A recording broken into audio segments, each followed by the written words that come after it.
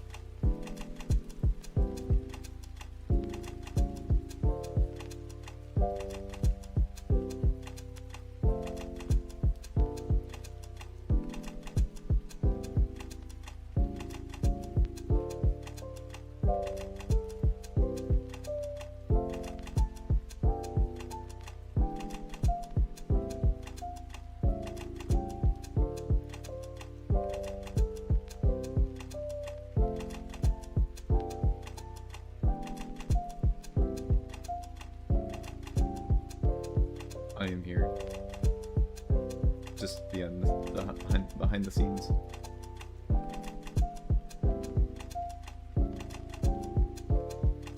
The audacity, the audacity, the audacity. Also, Corey, is that you? Is that Andrew?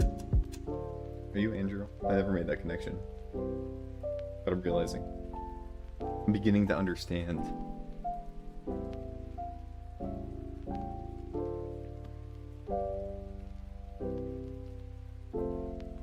My third eye is being opened.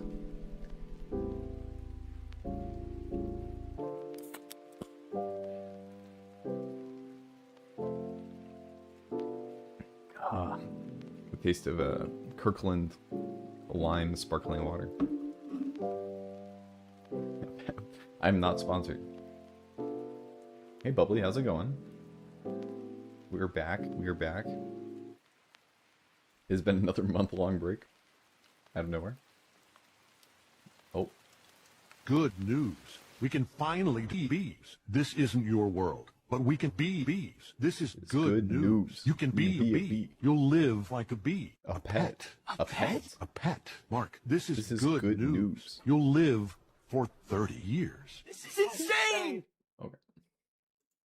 What is up, everybody? How's it going? Breaks are well needed, and things were crazy. I got lots of things all hitting me at once, so I'm happy to get back to Death Stranding. Let me know if any of the sound is off on anything. But we just fought a boss last time. That was a bit intense. My goal is to also make people very confused, because I think there's a bunch of people who subscribed after the Paul Vanderklay conversation, and I really need to finish this game, and there are going to be a lot of cutscenes that we're sitting through. People are going to be very confused. Good morning, Sam. I understand that your room didn't suffer any major damage. Unfortunately, the rest of the DHV Magellan wasn't so lucky. The ship is unable to travel in its current state, but Tarman's doing his best to get us back in action. I'm about to leave to pick up some supplies for repairs. When you're ready to head out, I suggest you head to the bridge and get Tarman to brief you on the situation. After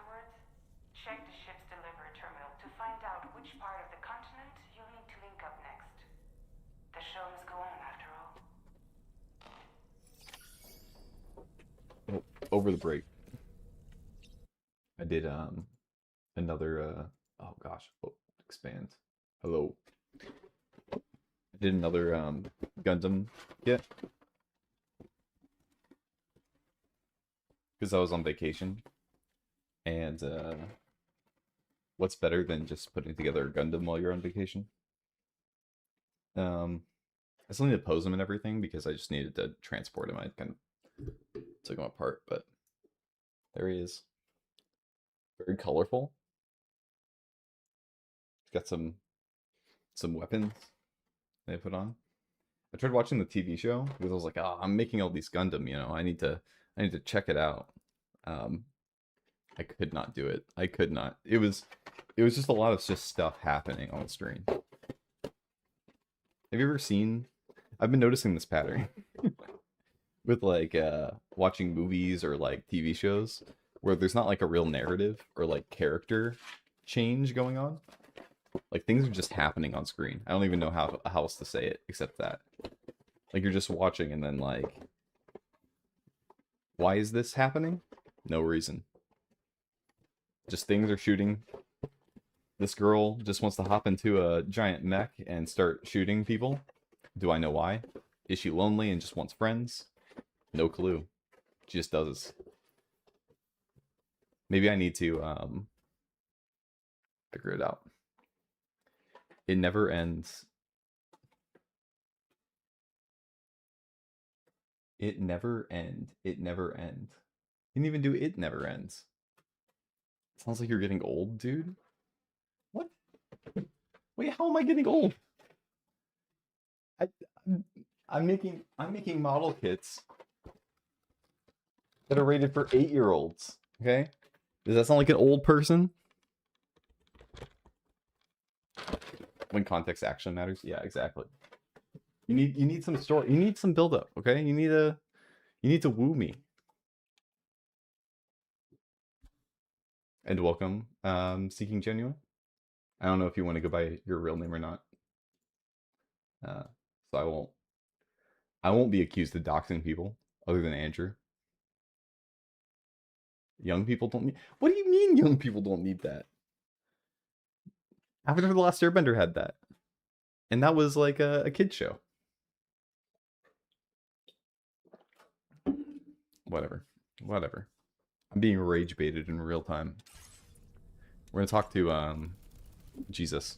The voice of Jesus. Is working hard to get the ship in working order. So let's follow their lead and do what we have to do. They watch things. Okay, so I know the optics right now of playing Death Stranding and talking about how things are just happening, okay? But Death Stranding is different, I promise. I can be aware of the contradictions as I am participating in it, okay? Getting baited is how the booming starts. I didn't get baited though. I didn't get baited. You guys are trying. It's not working. Maybe mentioning it in the first place is part of it. I'm still Gen Z though. So, how's everything looking? We'll be able to repair the plating and the propulsion system using chiral printed parts. Crap. Fragile's team will pick up any additional materials that are necessary. The nav console I use to read the tar currents isn't broken. I just need a little more time to restore the connection with my hand. Won't be much longer now. Tarman.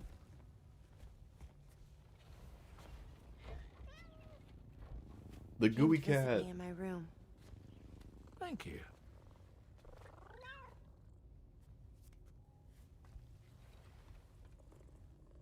Oh, I see you're holding hands now, eh? Hands allow us to connect. Form bonds. You think you'll ever find your missing hand? Now that's a bond I doubt will ever be broken. Looks like we're good to go. We'll see you later. Stay safe out there.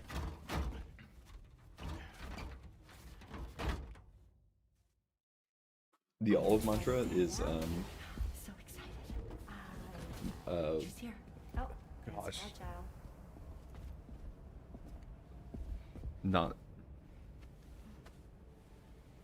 Not my martini, not my olives.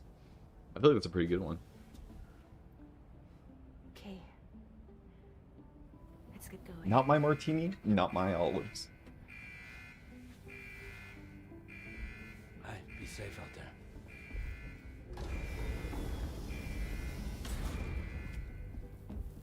Where's the open mic? Thank you. When I have an open mic, it's in the Discord server.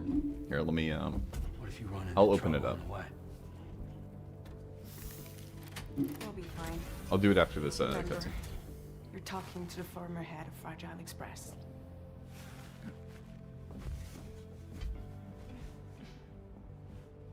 Corgi, we don't have hot chicks around here. You two be all right? We all we have don't. I'm days. sorry. No need to worry about us. You're gonna make me sign in the Discord, aren't you? We're Yeah, tougher than you yeah. two. Right. I don't know if what the you gooey said cat about has a name. I need to pay attention to this. I'm gonna lose track of this. Take care of each other. Bye.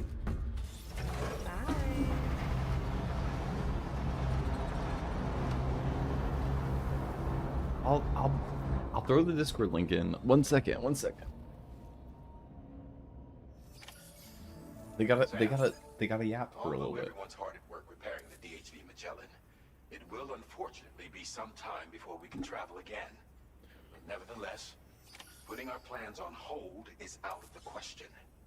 We must continue to press on. Extending the chiral network remains our priority. Your next objective is to link up South Fort Knot. Though you'll need to get another site online before that will be possible.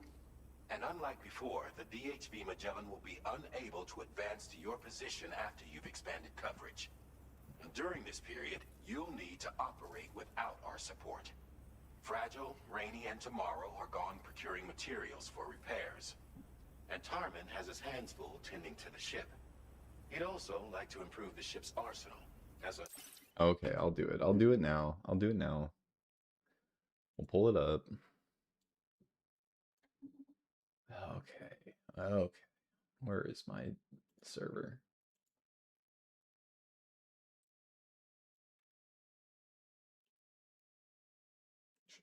Invite to server.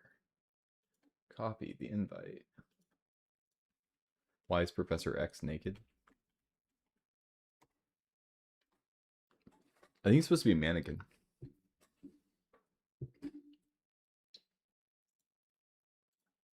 Okay. I'll do this. When you join, let me know. I need to give special permissions to join the studio. I will leave a mark here so everyone knows that we're live. Because RJ always wants to talk. And then as soon as I tell him we're live, he's like, "Oh, you're streaming right now?" Yes. Yes, we are. We're streaming. We are live on the internet. Okay. I'm in. Corky, I will give you permissions. You are a VC peep now. I will share this.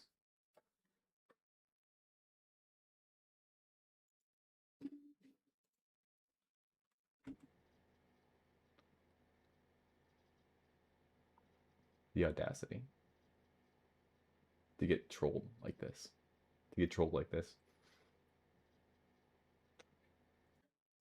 And then I pull this up. And then I have this going. This will work. Okay. Can you hear me?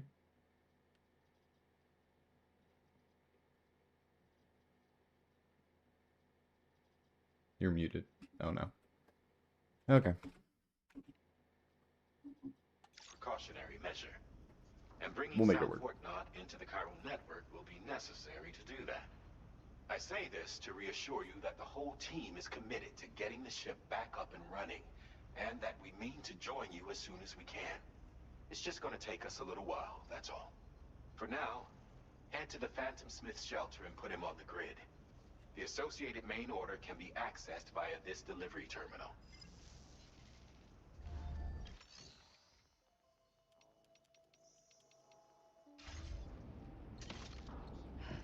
Why does everything sound echoey all of a sudden? So weird.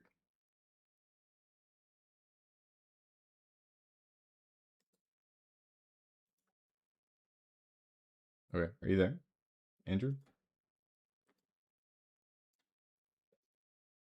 Hey, what's good? Don't go hollow. Don't go. But we can be bees. This is good news. Oh boy. Don't abuse it too much, okay? Fuck.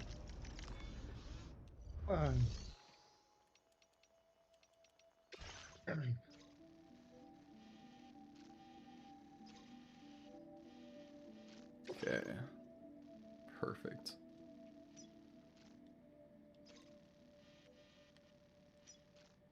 Commencing route creation. Bro, hop on.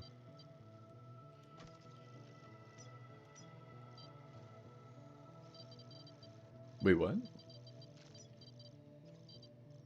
Hop on, dude. Hop on. Yeah, we're playing party. Delivery route finalized.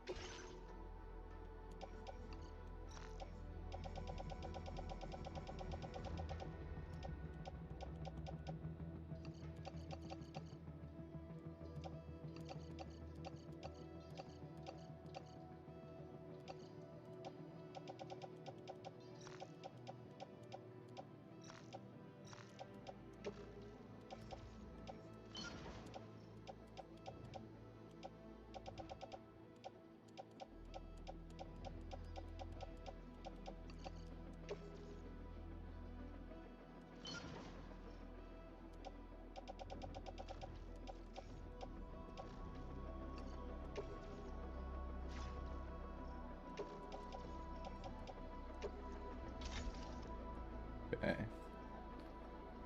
Add Brett.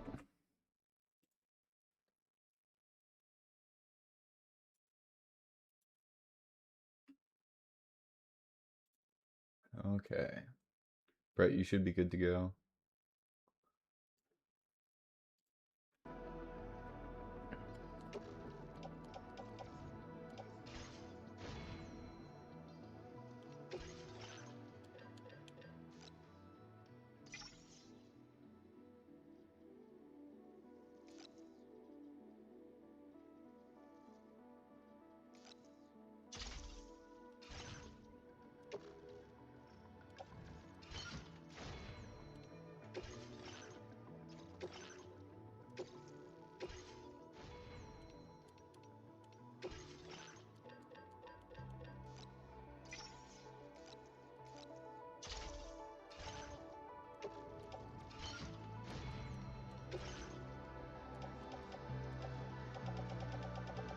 Okay, we're gonna figure this out.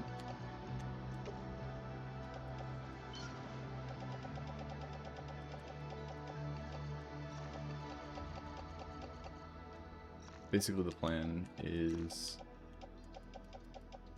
throw everything in our locker, and then we'll get going here.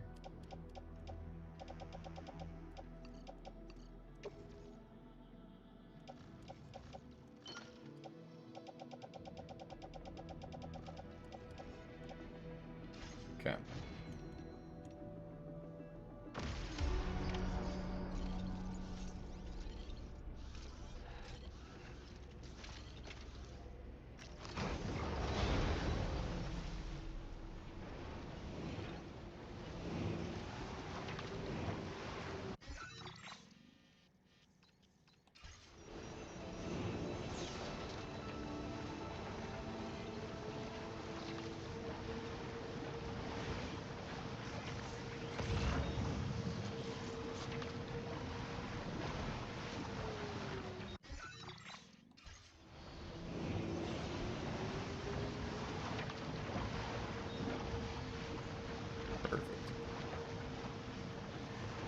So yeah, now that we're kind of back on schedule,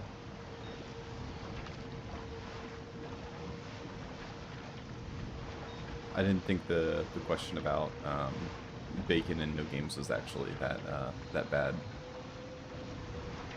But Andrew called me out earlier. I did definitely steal it,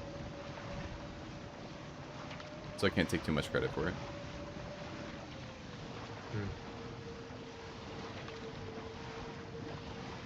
Yep.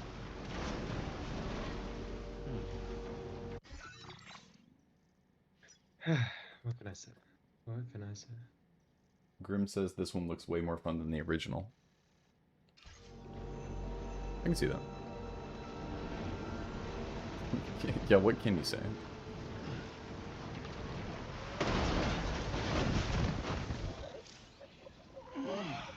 Are you okay, Sam? Seriously?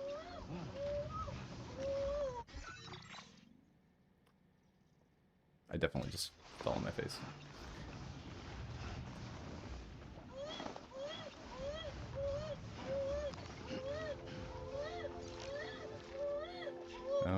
Okay. McMo's right. When you stop streaming, you really just don't know how to do anything anymore.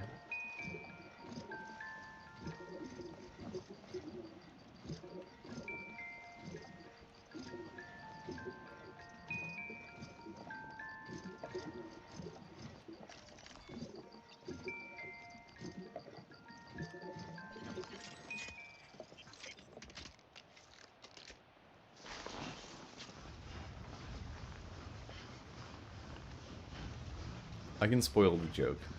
The bacon question. The spoiled version is: would you rather have nothing or unlimited bacon with no games?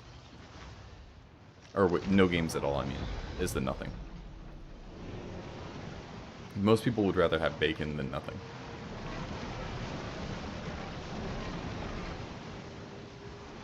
And so they choose that.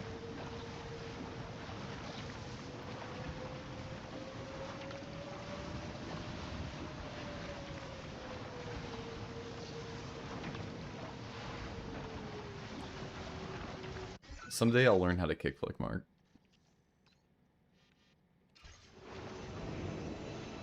We'll figure it out.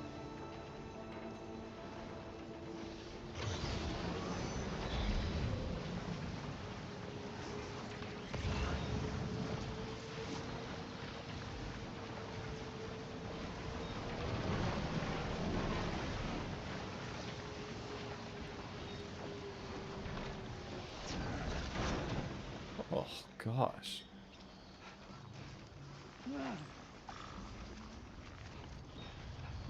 We are doing bad today.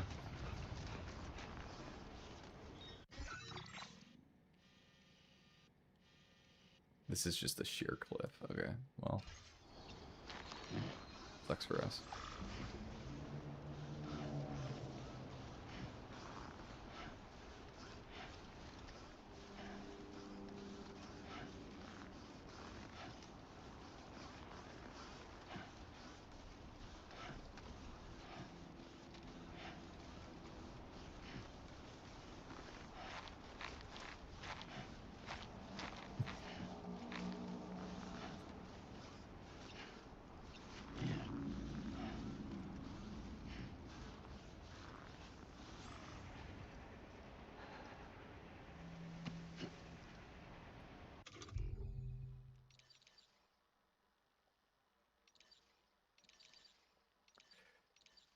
Oh, we did not prepare at all.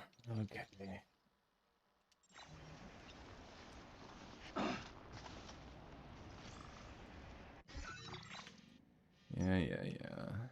Oh. Okay.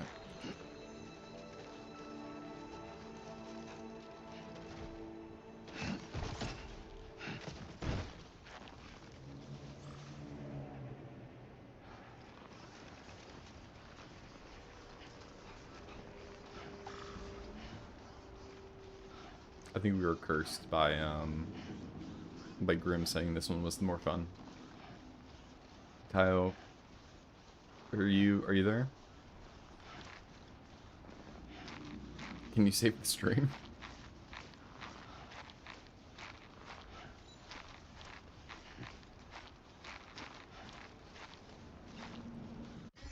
Oh no. I'm realizing.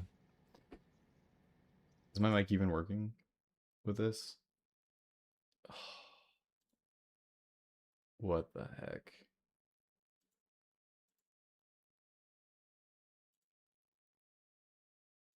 Okay, can you guys hear me now? Hello, hello, hello. Okay. I could always hear you. Oh, my mic was on like the one that was on my headset. And it was probably a crappy one. Mm-hmm. Okay. Mm-hmm. I'm getting it now. Someday I will learn. And don't worry, you don't have to.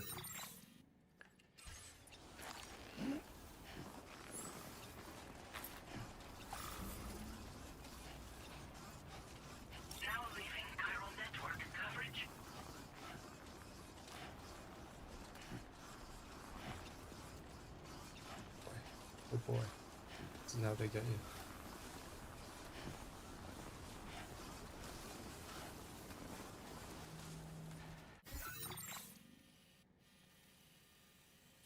Extract here, environmental. Okay.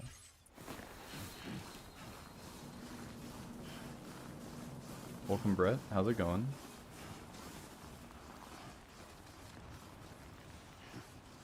Good, buddy. This is my first time doing this. Well, I hope it turns out good. I think this is as safe a way as you can make an entry into Discord in. Welcome. Thank you, sir.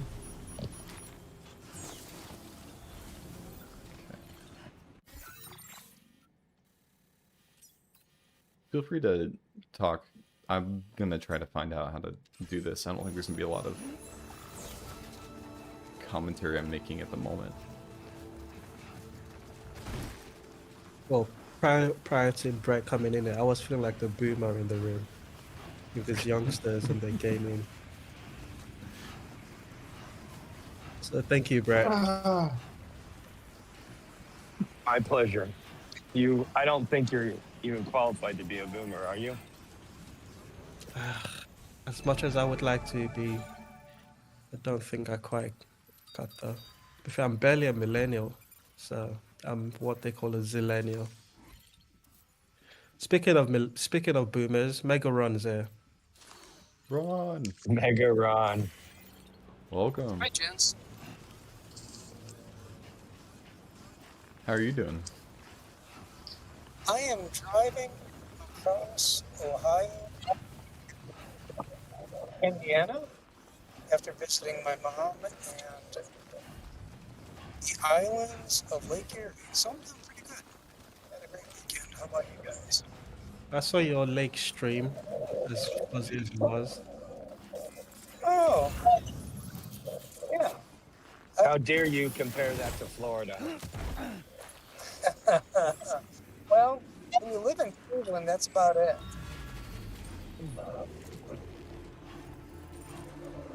It's as much as I am compared to Clint in physicality.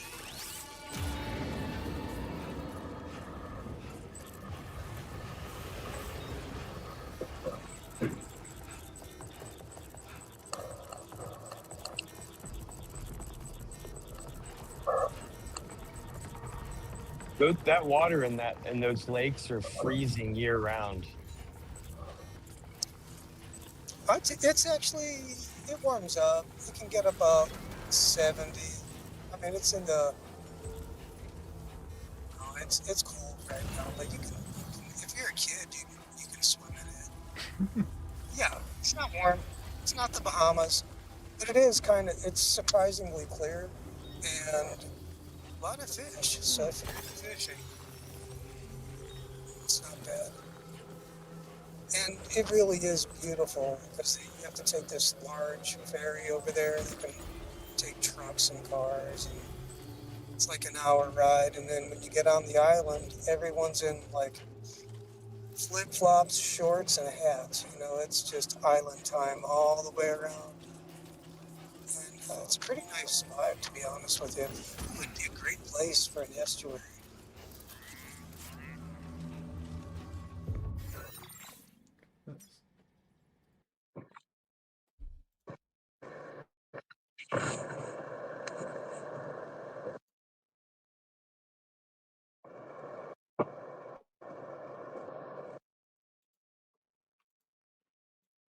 Yeah, we have springs in Florida that are 70 degrees year round, and those are cold.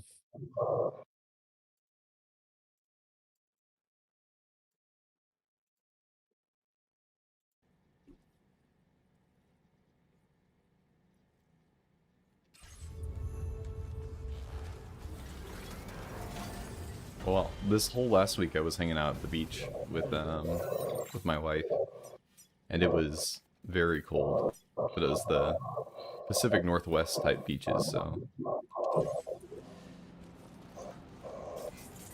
Do you guys have sand or just rocks on the beach? Up north we usually just have rocks, but I went down south to Oregon, Great. Let's get it delivered. where they have a little bit more sand. But the water was definitely not the temperature I would have wanted to swim in, so. Right. It's still a little bit early in the season. But you guys have trees. It's not a bad trade-off. It's true. Going back east feels strange. Seeing no trees anywhere. When things allow, I want to go to, I think it's Washington State, to see a tree called Called what? It's the tallest tree. I want to see it. It's the tallest tree in the world. It's a sequoia. I think it's called Gargantua. It's like 300 feet tall. You're right. Just want to see it. What are these red things? These are what they call BTs. They're like ghosts almost, and they'll hunt you down. This is another one right here. And they're basically people who have not kind of fully passed on, and they kind of stick around, and they'll try to drag you into the underworld. Nice. There's a lot of there's a lot of lore to Death Stranding. That's hard not to like really dive into what these things are and why this is all happening, but that's the good short explanation. I've on many occasions tried to explain everything to Ron, and I think Ron has finally gotten some of it, but it's still a lot. Actually, I find myself getting drawn in like a soap opera. Like this child like who's carrying whose child, and caring for these characters, like what's going to happen next. So my question is, in the game, what is happening now, and what should happen next? Right now, we're still trying to connect Australia together. Okay. And see, like I'm following the narrative here. I feel like I'm listening to General Hospital. Tell me about Laura. Does she come out of the coma?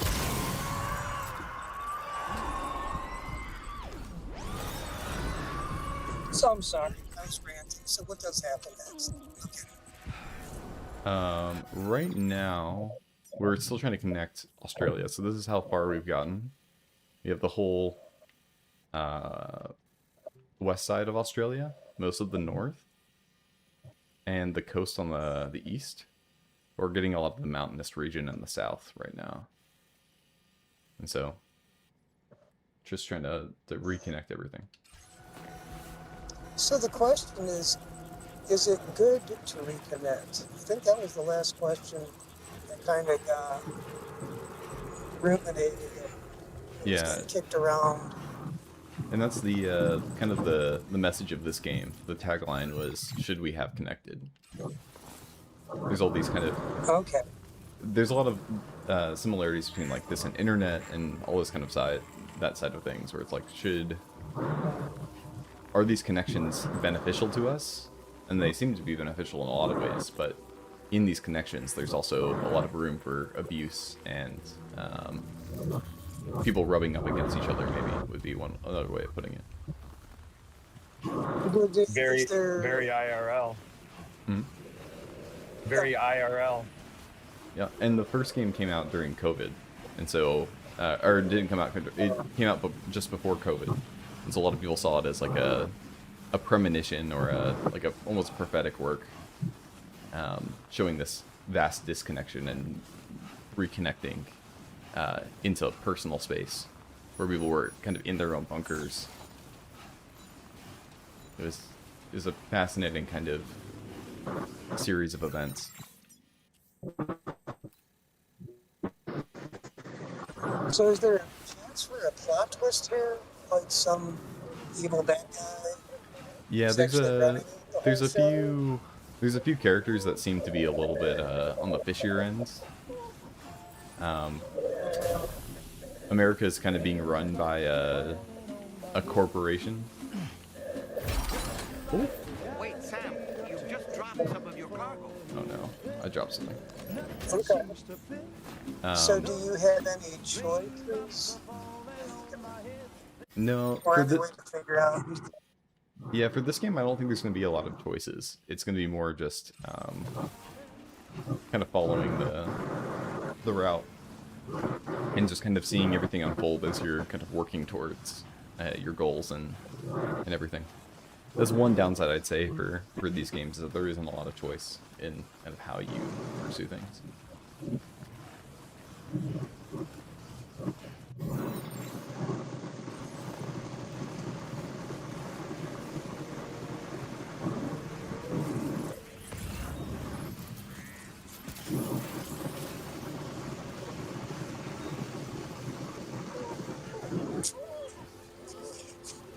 Since I'm driving and I can't really see who's all in the chat.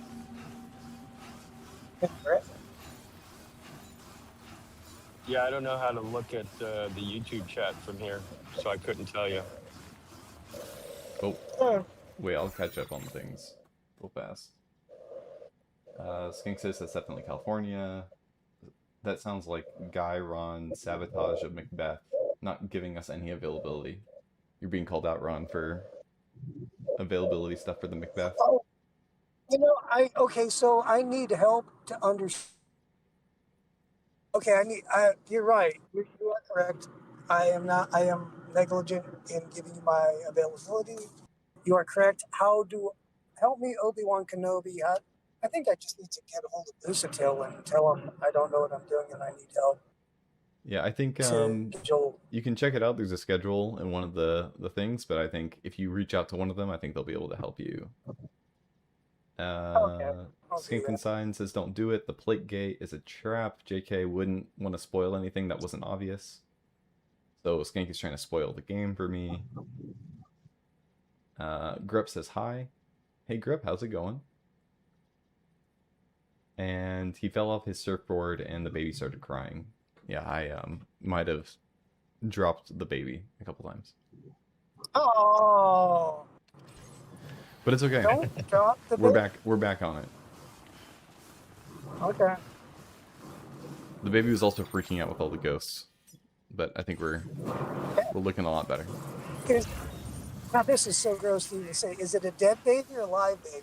Don't you have, like, I think we're pretty sure babies? it's alive right now. I thought the baby was super dead, but I'm pretty sure the baby is alive. Cool. Wait, who just Okay, that's good. Like, dude, that's so quick. Sorry, going up on it.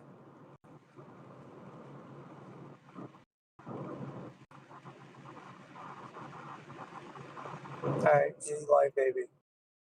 All right. Surfing. I'm just making sure. If somebody wants to hop in the voice call, let me know and we can do that. I know somebody just joined the server. Just want to make sure that I'm not missing anything.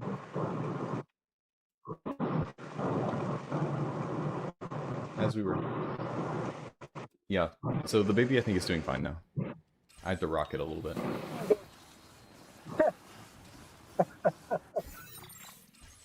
So the last time I played a game like this was Assassin's Creed, the winter one. The winter one? The American one? The Russian one. Wasn't it Russian? I'm not super familiar, but I do remember there was like an American Revolution one that was like in the snow. And No, this was definitely, they had a whole storyline of either Russian or Kazakhstan, or I don't know, it was some kind of Ukrainian Russian plot. I'm just not good on, I'm not good with hand-on-hand combat. I'm not coordinated like that. So, but I like plotting the snipes from distances and, you know, using some of the tools to hone in and be patient and wait for the target to come into sight and stuff like that. Oh, was it like Sniper Elite? I don't know. I never played that one. Oh, okay. I think it was like Winter Soldier or something like that. I don't know. I'd have to go on. I haven't turned my PlayStation on in like 3 years, so I'd have to go on there and look at it.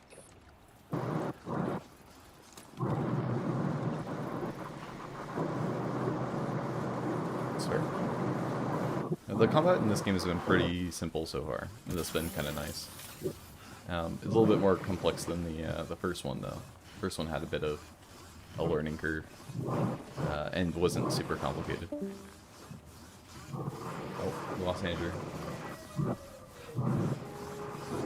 Yeah, I watched the late night stream with Ron and Afriel when he did the he was playing, and I mean there was a lot of hand-on-hand combat and agility, and you know. Was that the robot one? I don't know, Ron. What was that one? It just seemed like a PvP. Not sure what. It was just like him. I don't know. Not sure. You were I'm pretty sure you were on the stream too, Foxman. I think you were kind of helping him out. It was probably the robot one. Yeah. Yeah. That was. I because he was playing that one. That was right before he kind of took a break for a little bit. Yeah. I hopped on and I got inspired to play through it, and so I beat that entire game in the time since. Made sure to like go through the entire thing perfectly, get all the missions and everything done. But yeah, that's a good one. I enjoyed that one. I also did like... Red Dead Redemption. Ooh. That's obviously not as complex as these. I don't know.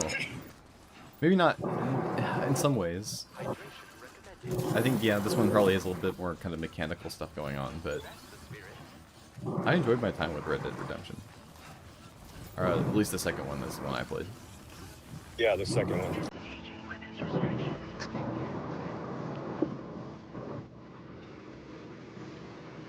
It seems like you really have to have some like hand-eye coordination in some of these games. Like otherwise, you're just gonna die all the time. Yeah, I think you kind of learn the language of games to a certain amount, and some are a little bit easier than others. Like Death Stranding, I think if you know how navigating a 3D space works from the third person, you can get 90% of the stuff, and you can kind of, you know, put it on an easier mode and just kind of go for it. But there are plenty of other games where they make it just extra complicated, or the skill ceiling is really high and it's not very accessible. But... Yeah, I'll just give you an example. When Fortnite came out, my nephew wanted me to play and stuff like that, and I was just a horrible teammate. I mean, I just couldn't build things, and I just couldn't do anything quick enough. You know.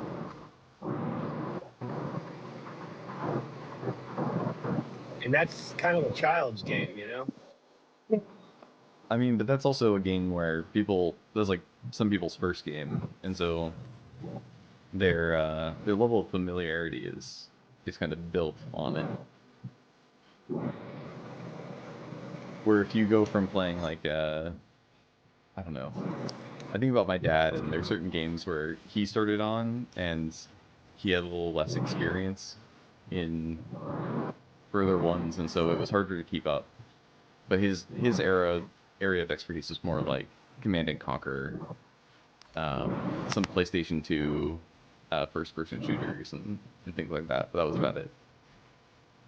Yeah, that's what I'm saying. I wasn't even good back in the day when, you know, football games started to become so advanced that, you know, like you literally had to be able to think on your feet, quickly make decisions, and I just stopped. That's when video games got not too fun for me because of that.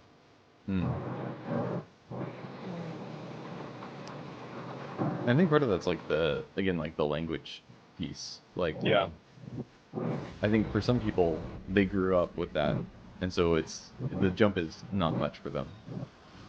Yeah. But if they were to go back, they wouldn't be able to do it. It's almost like trying to read an Old English or something like that. It's just maybe not Old English, but Shakespearean English maybe. Yeah, I grew up with like Super Mario Brothers Contra layouts, you know? Mm-hmm. Super simplistic, you know? You just keep moving to the right.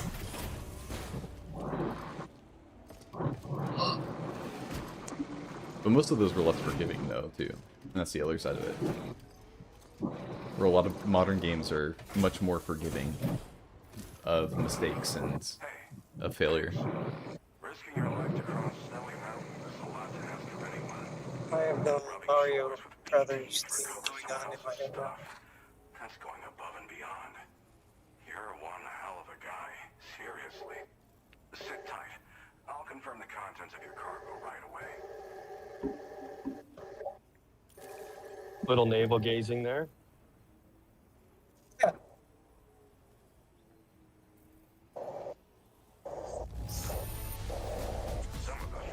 So how far are you into this game?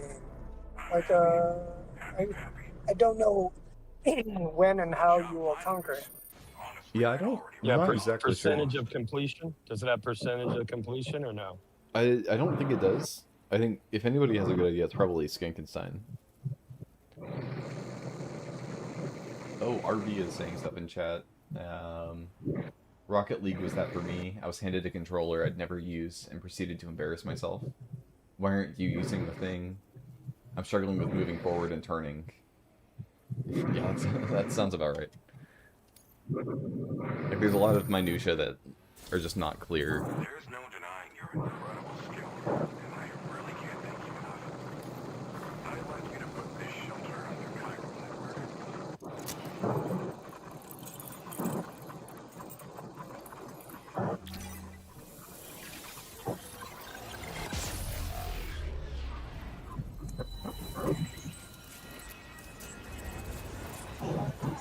Baby looks alive to me. Yeah, I thought it was like a unreliable narrator thing for a while. That he saw the baby as alive, but it was really dead. But nobody else has said anything, so I'm pretty sure the baby is alive, and I was just overthinking. If it's any indicator, I'm 33 out of 42 of the bases connected. So probably 70 at least % done. It's hard to know with the story.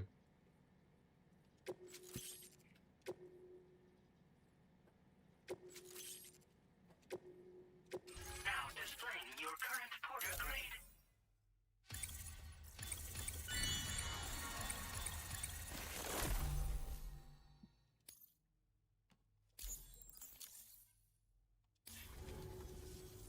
And now I'm finally online.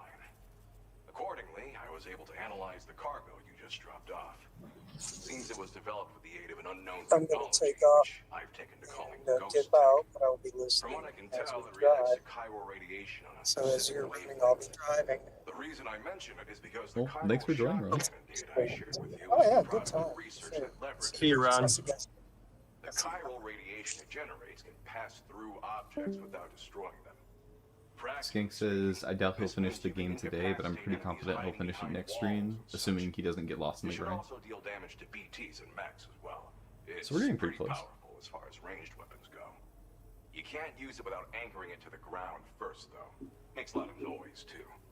Gotta think before you fire. You know, even I've heard stories about Higgs and his plans. So if the chiral shock cannon helps you stop him, that'll make my day. And if you can deliver my research data to South Fort Knott, you should be able to get some new and improved tech to help you out. There's a lot of other folks on this mountain doing specialized research. If you bring them onto the chiral network too, I'm sure they'll hook you up with all kinds of goodies. Well, I'm familiar with the tar therapist, at least. He's researching potential applications of the stuff as a healing agent. While his specialty is medicine, he's also well-versed in various tar phenomena. If all that sounds interesting, it might be worth seeking him out. However, it doesn't seem like he's posted any urgent orders recently. So I'd say your best bet is to find cargo that didn't make it to him and try to deliver it to his shelter yourself. It's entirely possible he might be able to offer you things neither one of us can possibly imagine. Thanks again. You've been a big help. I'm still concerned about the armed survivalists to the south of here, not to mention Higgs and his future plans. So I'll be rooting for you to keep on doing what you can to make things better for us all. I don't know if I can come up with anything else to help with that, but I'm willing to give it a try. Your support would be appreciated too. Anyway, Well, I'm thanks for prepping some cargo checking us I'd like out, taken to Seeking South Fort Genuine. Knott. You're Swinging by. headed that way, right?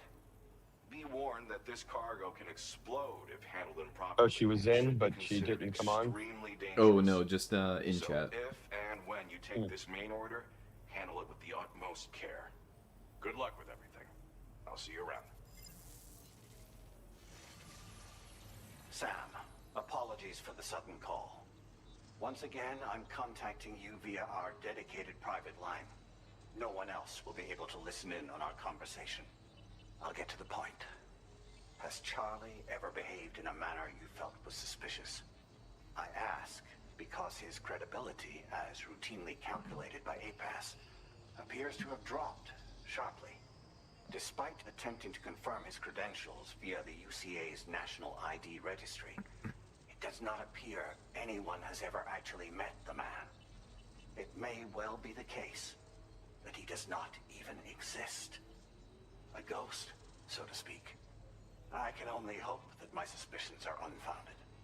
For now, Sam, proceed to South Fort Knott and put it on the chiral network as planned. It is imperative that we improve the DHV Magellan's capabilities to better contend with Higgs and his forces. And the sooner we connect all of Australia to the network, the better. When you are ready to proceed, Scary ghost. you can pick up your next main order from the delivery terminal at this facility.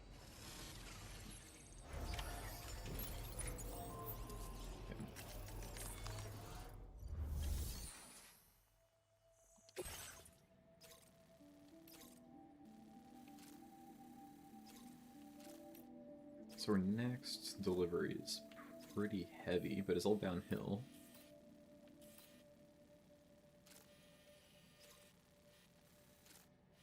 Magellan is just across. And that came with a car, so maybe we'll use the surfboard to get over. Is that a snowboard? It's like it's a coffin that you can ride on, like a surfboard or a snowboard.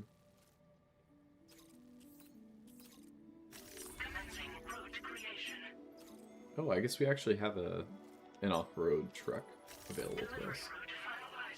So we'll just take that instead.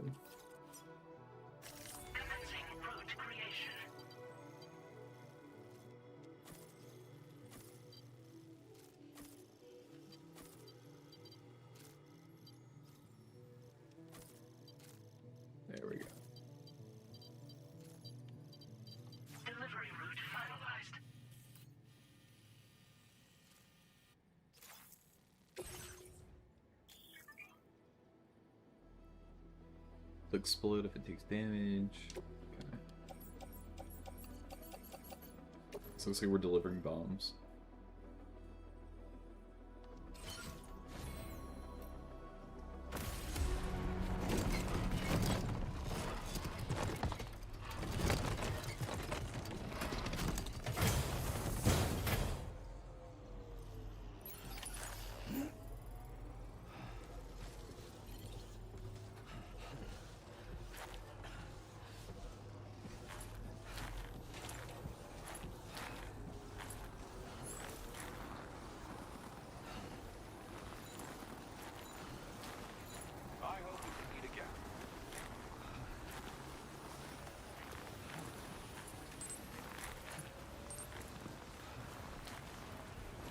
One of the weird things, Brett, about this game too is the number of like famous people are in cameos in it.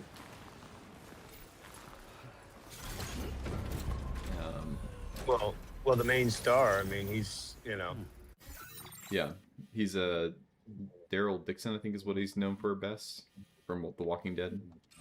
Yeah. And then one of the guys on the ship is motion. His appearance is based off of George Miller from the director of the Mad Max movies. Oh yeah. What's the other big one? The guy Doll Man. He's like a possessed doll or something that you carry around, basically. Is voiced by Jonathan Roumie from The Chosen.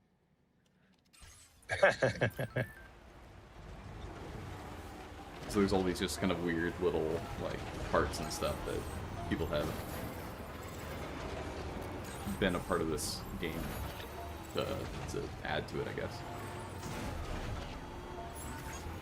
You know what I watched last night, which I kind of can't believe I hadn't seen it yet, was Whiplash. Oh, I haven't seen Whiplash either. I still need to see it. What was your take on it? It was, well, I mean, it was entertaining. Yeah. I mean, the ending left this, it was kind of mysterious, so you kind of have to watch it and then we can debrief on our opinions on it, but it was interesting. I think the coolest thing is his character is very similar to his character usually, the main guy. What's his name? J.K. Simmons? Yeah, Simmons.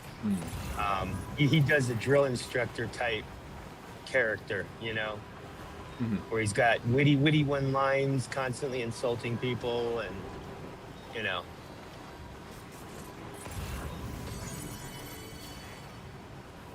remember things I've seen him in. I kind of think he's best known for J. Jonah Jameson, from my memory, in the Spider-Man movies. Yep, that, and also don't forget Tomorrow War or War of Tomorrow. What was it? What was the one with Pratt? Oh, I still haven't seen that. Isn't that Really? a Netflix one? Yeah. No. Yeah, I think he was in that. I think it's like his dad? I don't know. Oh, okay. But he had gotten really ripped for that and everything. So they had like video of him pumping weights and stuff, and with his beard, and everybody's kind of like blown away with how strong he's built himself up at his age. This Skankenstein just reminded me also that what I use as branding in on my streams is the "We Can Be Bees" meme, which is actually J.K. Simmons. His character, or he voices a character in a TV show, and that's where the meme comes from. So I realized that actually he's even in the branding that I'm using, and I forgot about it. That's funny. I feel like a faker now. Anyway. Dude, he's he's just got a great, I don't know, presence. Yeah.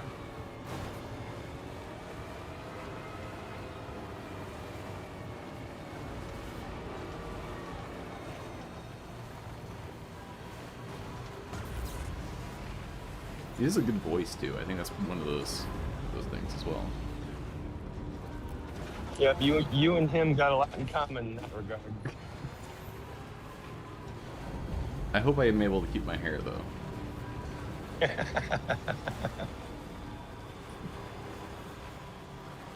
It's not so bad. That's fair. I think the key is you don't want to be balding. You kind of just want to be bald or not bald. Yeah, you want it to either happen or not happen. My brother, he's got a little more resources at his fingertips, and when I found out he was doing something to keep his hair, because he knows our history family-wise, and he probably saw the writing on the wall with me. But I just said to him, I'm like, so you're spending this money to keep this stuff, and when you stop it, it's gonna game over, right? And he's like, yeah. And I'm like, well, why wouldn't you just get over it and get used to it instead of, you know what I mean? Yeah. Gotcha. But I don't know, to each his own. I mean, in my experience, a lot of I have the same conversation, but it's more about growing up. Like, there's some people that I know who refuse to move on with their life for one reason or another because they think they're still a child, and it's not quite the same level of stuff, of course, but it does remind me of that, of like delaying the inevitable sometimes is a trap that we fall into. Yeah, I mean, look at everything we see in the tech world, and like these guys that are like Peter, what's his face? What always talks about AI, not Peter Thiel, Peter Diamante, I don't know his name. The guy, he has like his podcast and he talks about AI all the time, and he's all about like longevity life. He was an astronaut. You know what I'm talking about? I don't think I know this person. Reminds me a little bit of Brian Johnson, though. A lot of his stuff about trying to be the first person to never die, I think is his thing. Well, this guy is all about abundance. He has the Abundance Summit, and oh, okay. Yeah. He is into he always has the talks with all the big CEOs of AI and all that stuff. And there's like 4 of them that generally are on the podcast. But either way, it's like, dude, I think the way he tries to frame it is he wants to live. He says he doesn't want to live forever, but he says he wants to live long enough to be able to travel the stars. Oh, okay. Obviously, from his astronaut background, so. But yeah. That's the problem, though, man. If you have a utopia vision, it's hard to let go of things. Yeah.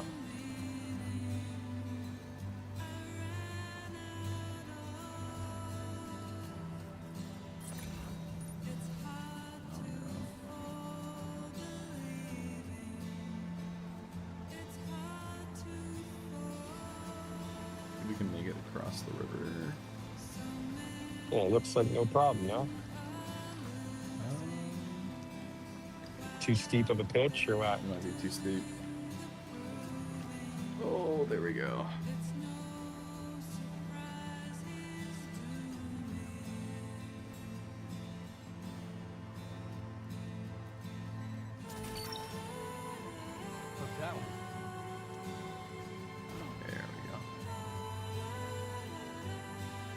Yeah, the utopic vision is kind of the in vogue again. I remember that was a huge thing, like H.G. Wells era. Early science fiction was all utopic vision.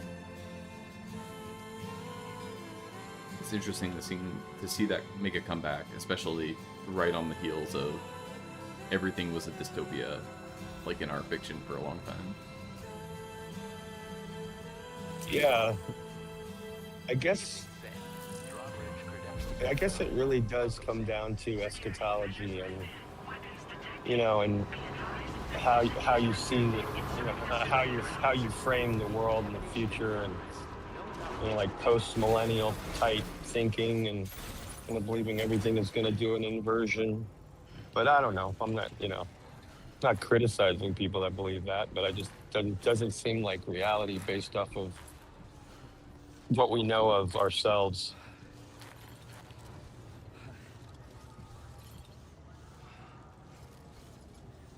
Grim said Peter Diamandis. Yeah, that's it. Okay.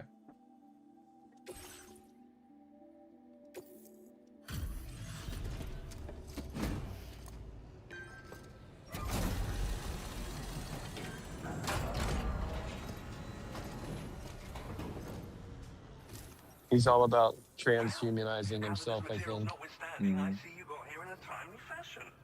He's the kind of guy who wants to upload his consciousness or something?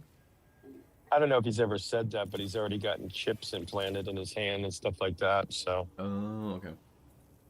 I remember there was Grep in the chat was telling me about this person who was putting in like a key fob for their house or something in their hands.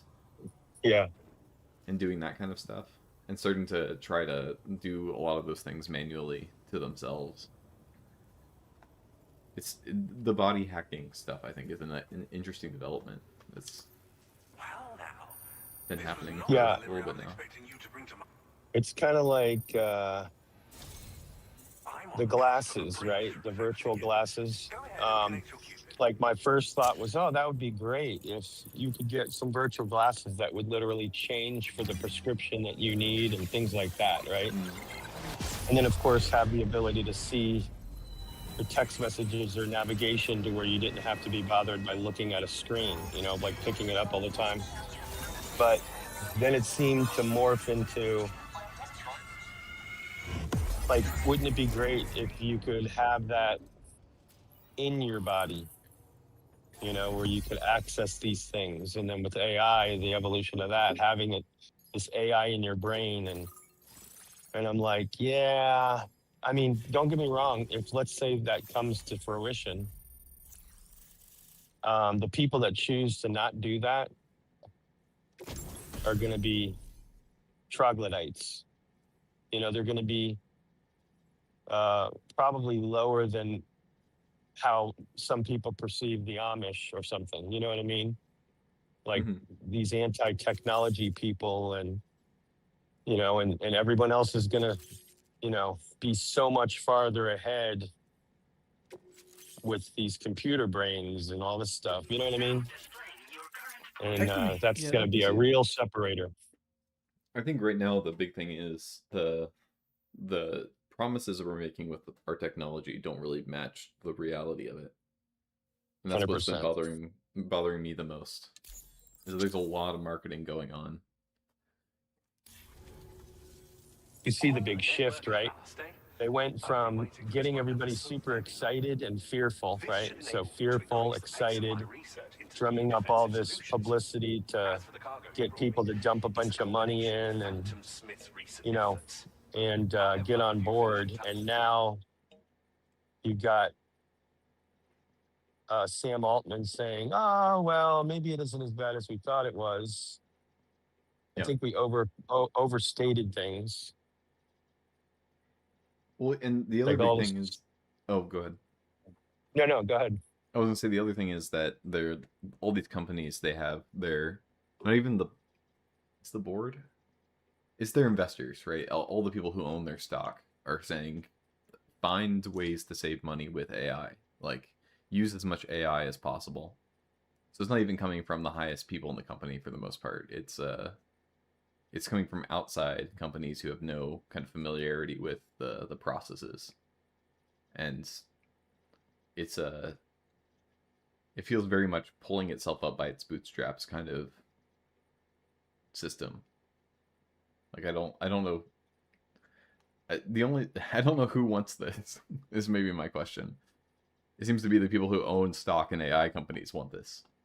But let's be honest though. So anytime you call, let's just take government institutions, for example.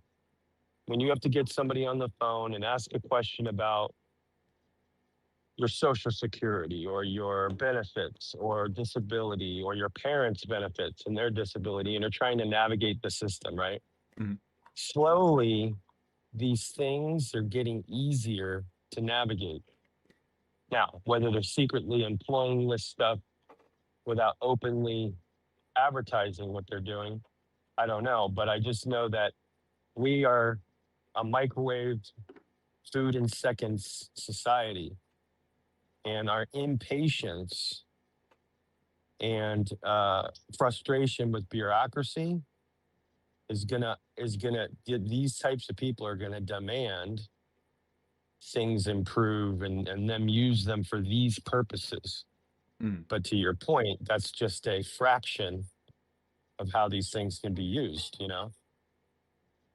And so I kind of feel like, I guess you could argue that that would be the good side of its usage, you know, where everything is trackable and, you know, it's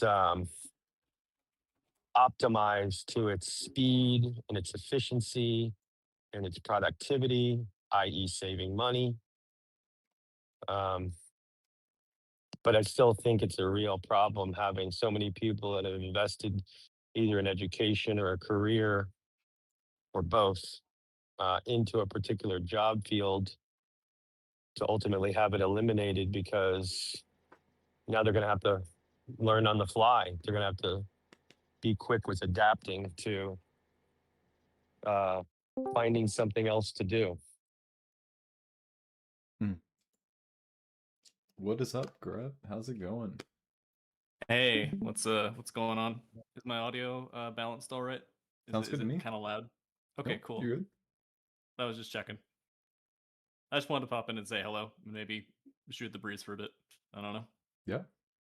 Oh, I know we've talked a lot, you and me, about AI stuff. Did you want to pitch in anything to the conversation? I don't know. I'm not exceedingly well informed on like the back end stuff, how it's being implemented in companies. I'm just as an artist and somebody who enjoys writing, like creative writing, just for, you know, I'd like to get it out there at some point. I've been very disheartened by just how things have gone. It is kind of like this convenience culture where it's like, oh, let me we don't have to hire this this artist for our purposes anymore. I could just sort of go to my model and go, hey, give me like 5 different images of I don't know, whatever I need, and like it's convenient, but there's no soul to it. It's very like, I don't know. I don't think that my opinion's all that unique, so I'm not going to posit it as unique. But I don't know. I'm very negative on it. I'm sure it'll. I was going to say, don't you think? Because I do art, right? Yeah, sure. Don't you think that there is going to be a large population of people that are genuinely going to want, no, we'll need proof of this clearly, but genuinely going to want authentic, you know, authenticity. And I think that there'll be a generation that'll be satisfied with the dog food. And then there'll be people that want more. They want, you know, instead of a print of the art, they want the art. The actual physical art. Yeah, no, I think that's a good point. That gives me at least like some hope, but you know, it's gonna be rough till we actually get to like fully to that point. I'm encouraged by the signs that I've seen that people are like just rejecting this on principle. You know, I'm very heartened by it. Yeah, I could see that. I mean, it's crazy because you know, this is what we're talking about with job loss. It's like when people do it as a career, it becomes a problem. You know, a long time ago, I'm almost kind of thankful in a way that I had a art teacher totally traumatize me with the art that I was creating, and she wouldn't submit it for various reasons to contests and stuff like that. And my guidance counselor said, what do you like doing? And I'm like, well, I like doing art. And they're like, well, why don't you look at art colleges? And I'm like, no, I don't want to do anything that I have to be forced to do for a living that I love. Yep. And she looked at me like I was an idiot. And, you know, obviously years go by and I'm like, maybe I was an idiot. But now I'm kind of like, yeah, I would really hate if I spent my lifetime settling into a career where people were valuing my artistic ability to create to be offshored to a computer, Yep. it would be heartbreaking. Yeah. That just sounds galling. Yeah,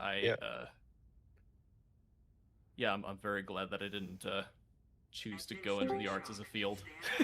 I'm super glad about that. It means that I can preserve some joy from it a little bit in these trying times. Just like old times. I mean, like, even then, I sort of have to. Where are we? Because I'm going into audiology, hearing doctor sort of thing. I don't know. This place Much more does complicated than wonders that, for but my I still head. sort of have to think about like how is The repairs to the DHV Magellan AI are still quote unquote going so to I touch thought to the return here field and see that I'm if I going into, couldn't because it's a make medical progress with field, our and Lou you know, you need like a human discernment and all of that to interpret symptoms and make diagnoses. Well, but like I can at the see, Motherhood's facility, I don't we know. I managed have to to be confirm kind of that optimistic Lou's about it. original Otherwise, I'm serial just going to go, number what's was the none point? other than But like maybe BB00. I don't know. And I this is wonder what I how found much when I attempted to search for associated records. technological developments can touch those kinds of fields. To I don't build know. the chiral network, I'm rambling a bit. I don't want to be a doomer. I hate that. I want to be optimistic, and I think there's a lot to be optimistic about. But the reality too, we can't be like heads in sand about it. And like the first example that was given to me that I had heard was anesthesiologists, right? Okay. So if you can, what used to have 10 surgeries required 10 anesthesiologists, to operate 10 surgeries at one time. Yeah. And with AI, you can have one human person monitoring the AIs operating the 10 surgeries. So there is an element of human, physical human touch to it. But clearly 9 people are out of a job, or 9, jobs. I don't know what that would equate to as far as actual people, but right. So clearly there's a downscale to some degree. And like the example that somebody gave me was, you wouldn't even conceive of having laser surgery by a human hand for your eyes, right? And I'm like, hell no, and that was like the big reveal to me, because it was like, wait a minute, if I feel like that about my eyes, and people can see this about other type of operational things in their body, where they develop this more trust in the robotics and the computer than they do a physical person. But I still think, like what Scott does, I am driving, he's a nurse, and that human interaction is always going to be desired, even if the work is being done perfect treat as a tool, as an advanced tool, but they still are going to want that personal engagement. Right. Otherwise, it's just cold. Right. So, Yeah, I don't know. I hope that wasn't too negative. No. I didn't think it was particularly negative. I mean, assuming that we can like adjust for like a potential job loss, I don't know. I'm still thinking about like the whole like you can cut like 9 and 10 anesthesiologists and use machines, and I'm just sort of thinking about like, well, maybe you can still employ these people that have lost their jobs and just sort of make anesthesiology more widespread, or like create more capacity for it. But that's just My dad is much more optimistic about this than I am. We clash on this often. No, this is a great point, because if you think about it, how many operations aren't getting done because of people can't afford it, right? Right. They just rule it out. Oh, I'll deal with it. It just is what it is. That's the cards I've been dealt. But if we're able to perform more of these tasks, you might have a lot more of these operations being done. Yeah. Therefore, the people will be dispersed over a larger population of actually physically getting the work they need done. Was instrumental to the development. Yeah, that's how it works. You can only hope. Yeah, because the alternative ends up being, you know, a little negative idea of the fact that, okay, so many people are now jobless. And now it's like we're begging this government to give us universal basic income, you know, some type of a severance, being humans, you know, and I mean, you could argue like these abundance guys, the Peter guy, you know, you could argue, yeah, okay, maybe people would have more time to do things they really, really want to do, you know, but there just seems like the way that we've seen society, that a lot of people are just content with staying at home and doing nothing as opposed to going out and touching grass. Yeah.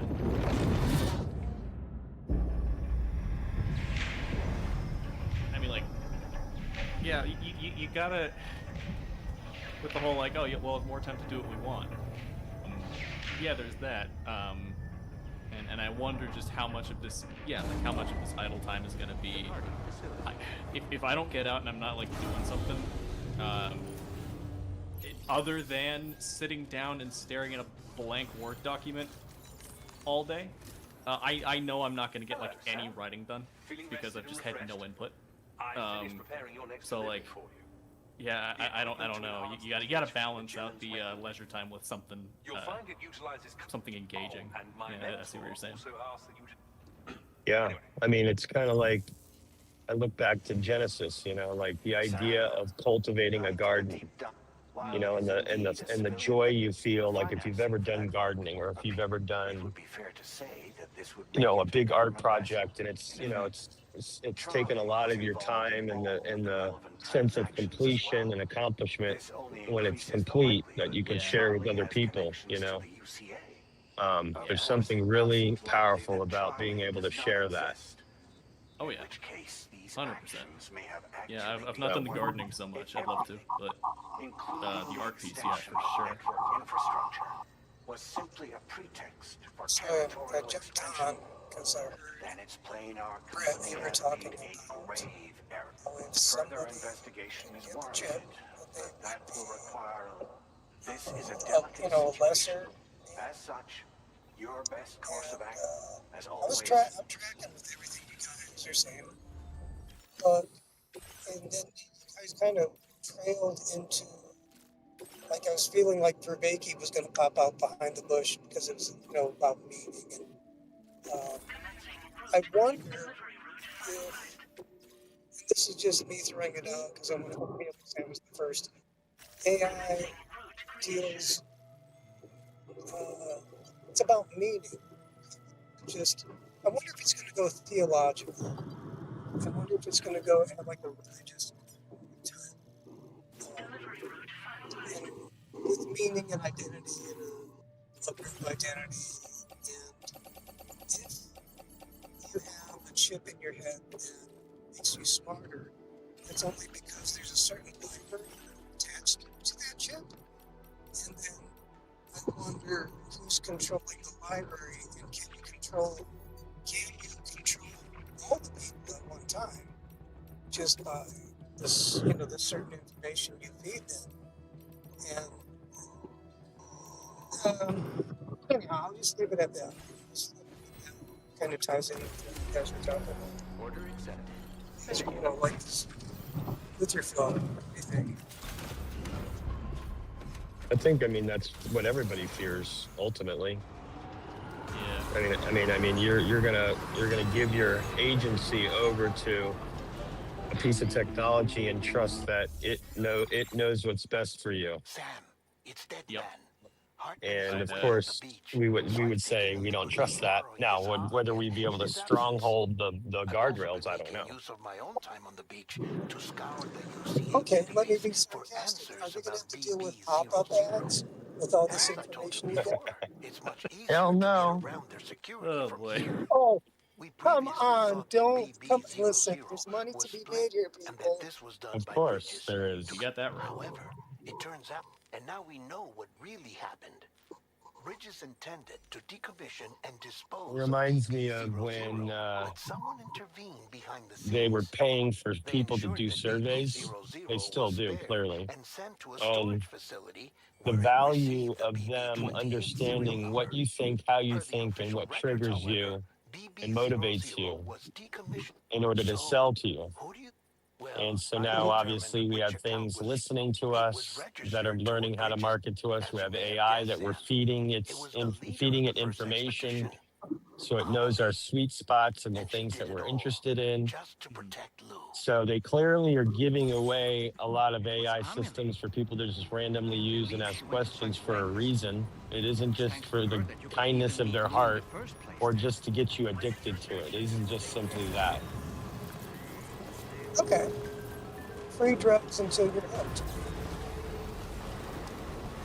I think it's more than that. No, I get you. Yeah. Well, listen, if you're hooked on a drug, you'll do it until you die. You know, some people. So I am tracking with you. Well, the good analogy was the movie Limitless, right? Taking a pill that makes you super attentive, super aware, so much better than everyone else, right? And it became a drug for the person because he had to continue to take it. Right. So if let's say this in theory happened and people were putting chips in their heads, clearly there's always going to be an upgrade. So you're going to get addicted to these upgrades, right? Oh my gosh.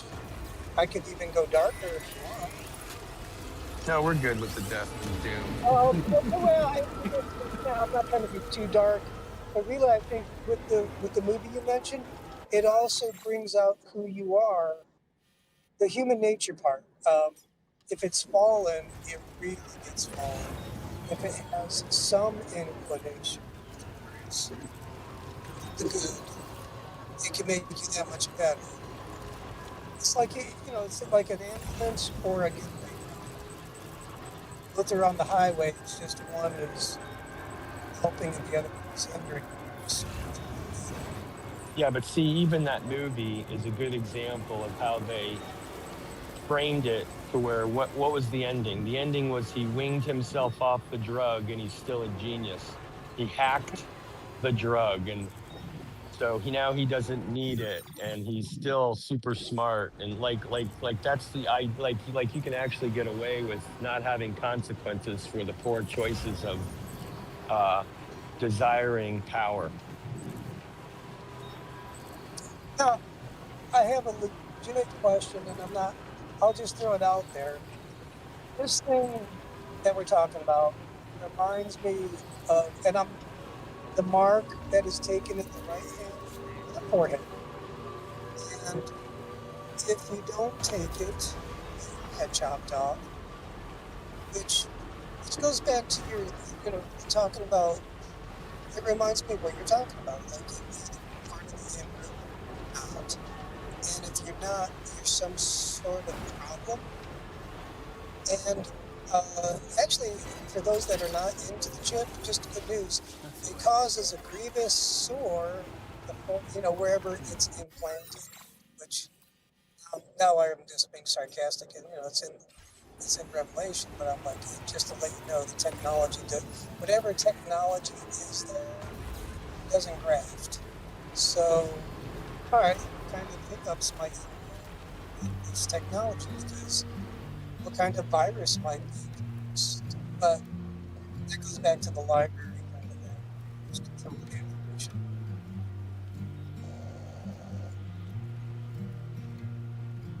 Yeah, I don't know. It seems like every generation thinks that their current iteration of their modern society can track to the end of times, but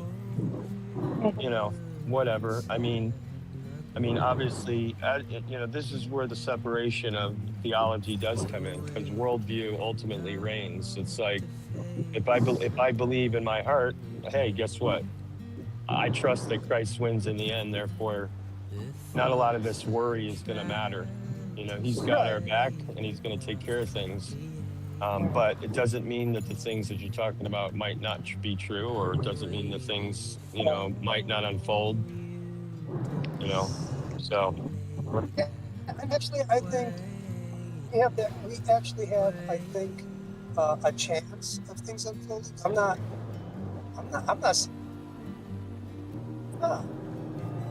You know, and if it is unfolding, how can I use what has been said in the Bible as just throwing it out as a possibility and then to navigate that?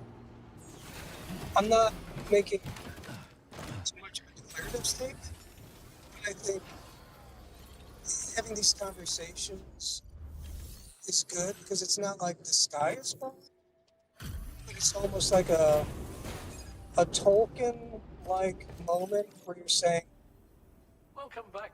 we don't have a dragon coming to the Misty Mountain, but it seems like something's being that might be. There don't seem to be any real problems with the cargo.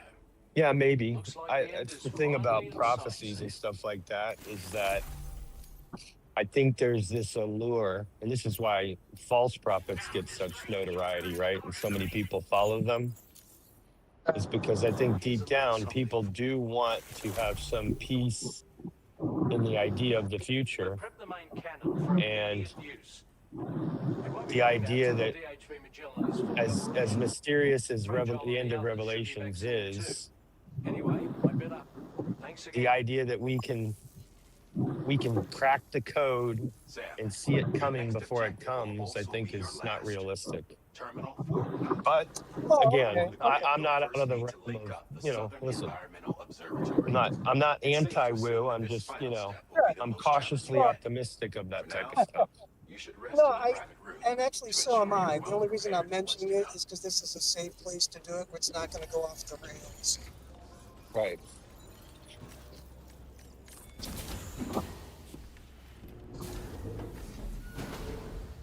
I wonder what Daniel was thinking when everything was going down. He's like, yeah, here it is.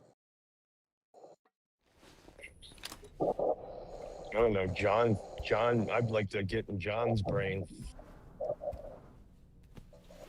What's that? I'd like to get into John's brain and Patmos first and foremost. Oh, that would be fun. So we've gone black pill here a little bit. What is the probability? Yeah, I mean, here's the thing. Like, I like to throw curveballs and go, okay, everything I usually say that's black pill usually absolutely doesn't happen. So now that we know what's not going to happen, usually it's something more bland and benign. You know, and the sky isn't falling. So between utopia and dystopia, what's the probability? You know, this thing rolling out. The only thing it really reminds me of is barbed wire, like was to the west, where it started sectioning off tracts of land where. Hold on, did that baby just sing? That was hilarious. It was a nightmare. The for those who didn't see what happened, Lou, the baby in the pod, was missing, and the room was dark, and Sam walks over to look at it, and it's Jonathan Rumi's character, Doll Man, singing in the pod where the baby normally is. It's hysterical. Okay. Wow. Classic Kojima. Wow. I didn't even see it, and that's freaking me out. Creepy. It's like the Quentin Tarantino of video gamer writing. Oh, dude. That dude, yeah. Issues. And worse is that it's Jonathan Rooney. You know, you got Jesus going. Safe and sound. You know, They were little able to baby procure doll. all the materials we needed without any issue. Where the baby should be. The All man right. has just finished installing our new main cannon. Pretty good. He said it will be some time before it's fully operational. He's got what? Even He's got range. The DHV Yeah. Magellan has been He has restored. acting Can range. play Jesus and a possessed doll, you know? Yeah. Now, it's time for Oh, us to he's do got what a we resume. Okay. You gotta respect it, can. yeah. All right, that's true. I shouldn't limit him. I want to typecast him. Always the good guy savior thing. Why can't I be a possessed doll? You're right, John. Yeah. Possessed doll therapist, I think, is within a similar range. Possessed doll therapist. Love it. Absolutely. Roll with it. Cinema. Yeah, that'd be pretty funny if you're needing your AI to talk you in, through some therapy, and you choose the avatar of Chucky. You sleep well, Sam. Repairs to the DHV Magellan are now complete. Oh dear. We're ready for you to chart our next course. The main cannon that's being fitted as well, but it'll take a while for it to be calibrated. I'll let you know when it's ready for use. Anyway, the new and improved DHV Magellan is now at your service. Finish off anything you need to do out there.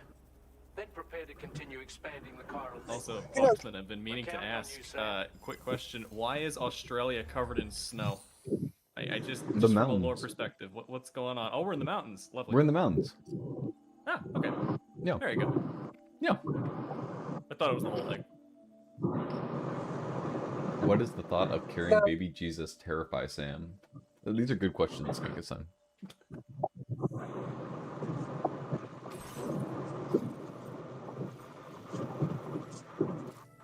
If it snows, does it turn time backwards? It's like rain does, right? Does snow do anything? Mm-hmm. Snow is also the same way. Oh, okay. Skankenstein always has the best abstract questions. Your next order requires that you accomplish two specific No, Skangus and I have gone back and forth, and because there's some St. Christopher kind of vibes to this game, and St. Christopher's famous story is carrying baby Jesus across a river. Oh. It is therefore essential that you remove this impediment before proceeding any further. So your character is a Saint Christopher shadow. This would give them a significant defensive A type. advantage. Yeah. So engaging them head-on in a firefight may lead to a prolonged and difficult struggle. If you intend to go on the offensive, consider the properties of your weapons carefully before deciding which ones to bring with you. After you have destroyed all the chiral jammers, I think I was gaslighting today in McMo's chat. Observatory. The contingent of ghost mechs has been sighted dangerously close to the facility. How are you guessing? We need to bring it onto the chiral network. I don't know. I just had opinions, and I think it was probably pissing some people off. Oh, that's rage baiting. That's not gaslighting. The DHV Magellan can go there to provide support. Well, maybe I was that then. I wasn't doing it to bait it. I was just stating my opinion, but I knew my opinion wasn't exactly going to be welcoming. So I guess that's rage baiting. Gaslighting would be more like, I didn't say that. Oh yeah. You're crazy.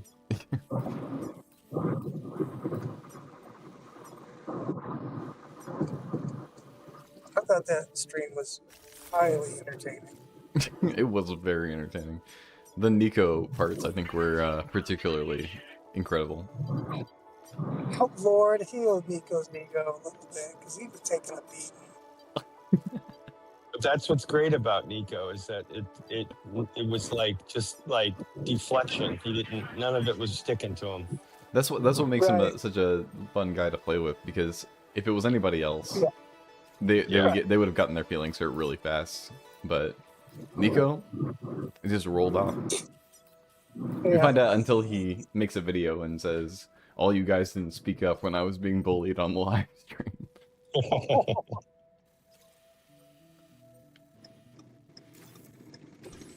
No, I think everybody knew what was going on.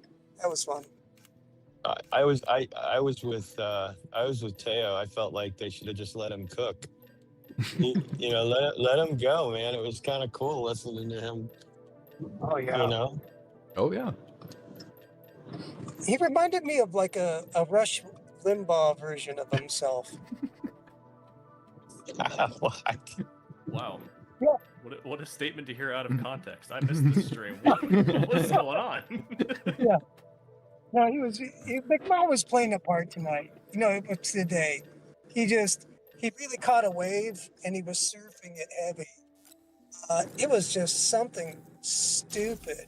Like, if you lived in a universe where either you had games, video games, or bacon, or I'm like, okay, this is brilliant, right? I'm like, I'm in. It got me halfway through Ohio or something. It was. It's all your fault, Foxman. I stole that. Andrew called me out for it, but that's a classic. I love that one. It was so good. I actually messaged Grep about that. Yeah. I was looking at it and I said, asking the real questions. Oh. Now I'm really mad that I missed the stream. Well, I feel like Jacob was going to be the only one that was going to have a problem with answering bacon. Oh. I said in chat that kosher bacon would count. I would accept kosher bacon as being part of that. Oh, that's clutch. That really would have screwed with them.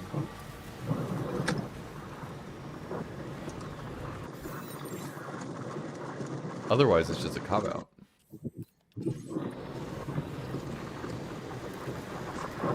I like how McMo just really owned it emotionally. That's what was making me really happy. It was art. It's like he's playing a guitar, doing a solo, screaming, overmodulated. And then the Oxford question mark. Are you kidding me? The Oxford comma. They tried to get their way out of it, Drake. Yeah. Oh, okay. Semantics, alright. Not even semantics. Damn. They tried to make it 3 different options. 3 different options. Okay. Yeah, it was a nightmare. Fun. But we have fun. We have fun. This is what I get for not being as plugged into what do we call this this area of the internet anymore? Is it the last time I remember it was the corner. Is it still the corner? I'm not plugged in. Yeah, it's still this little How corner. about him? Okay. I don't know what this corner of the corner is called, but Like the sub corner, like it was fractal corners. Well, that's why when you look at Parker's mapping of connectivity and citing arrows and whatnot on the thislittlecorner.net, it's pretty fascinating to see the groups of the flotilla, right? The ships, and how they naturally collect together based off of topics, based off of people that are bringing other people up, and how you're kind of pulled into a grouping. But I realized that when we were talking about it, I realized the mapping technically it really lies in a 3-dimensional plane, but you can only see it in a 2-dimensional landscape. So like there'll be a color in the middle of someone else's grouping of colors, and you don't understand why that would be, but if you could actually rotate it 90 degrees onto an angle, you could actually see that no, you're just so far out of your group, you're hovering over another group, I didn't know that this site existed. This is. Are you seeing it right now? Yeah, I don't know. For some reason, I never got on it. Did you have you seen the conceptual map stuff? No, Okay. I haven't. This is new to me. I need to figure out where. Yeah, to tell find them how that. to click. Tell them how to click. I cannot remember. tell me. I don't know how to navigate. I'll this. figure it out. I'll send it. I'm trying to remember where all that stuff is. I want to say it's under what's new, isn't it? Oh, let's see. And then it's the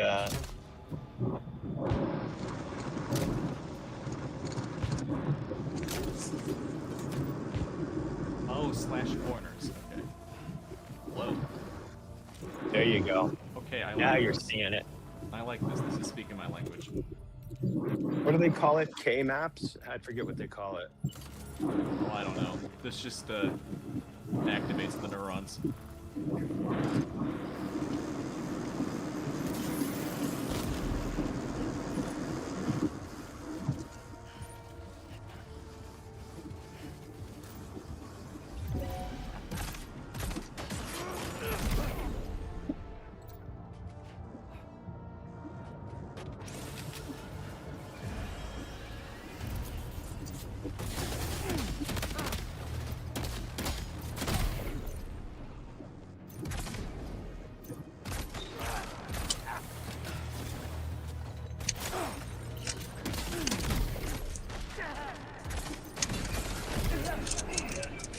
Oh, gotta go behind me. Enemies are multiplying, and I think they're using some kind of tech to do it.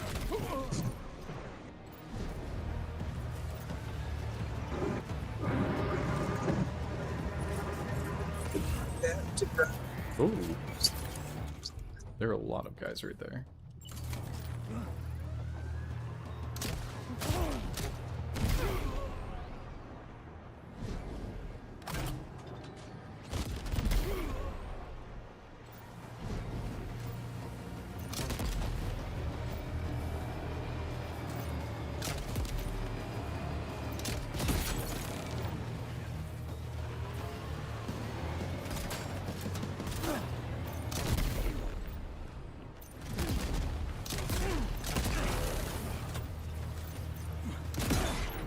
Ooh.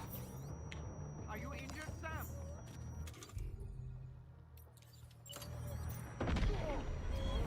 Okay. We're making this work.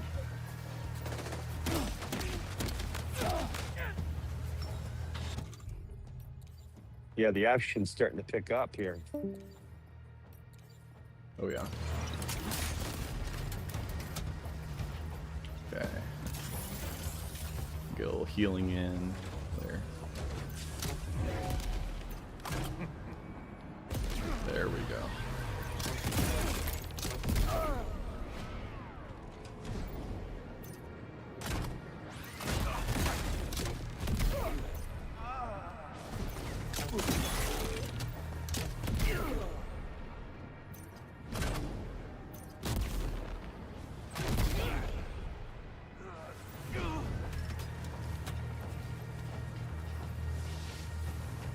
Yeah, Grim, we get bullet time too. Very nice.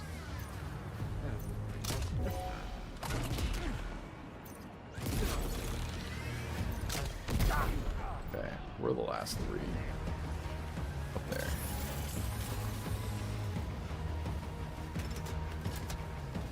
Maybe we should go for a shotgun.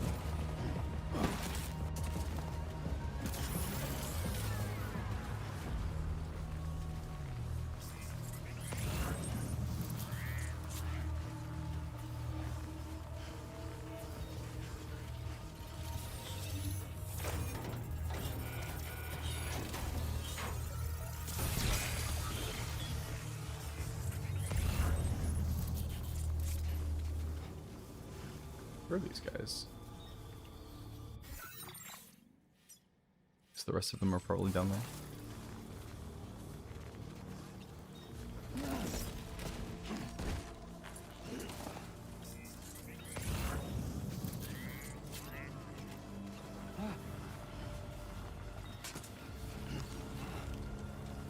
There's one guy right there.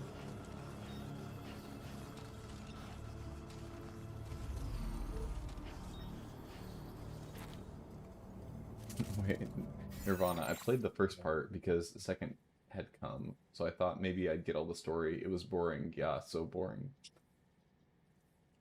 I mean, yeah, the first game can be hard to get through. But man, I do love that first game. Oh, there's a guy right behind me, isn't there? There we go.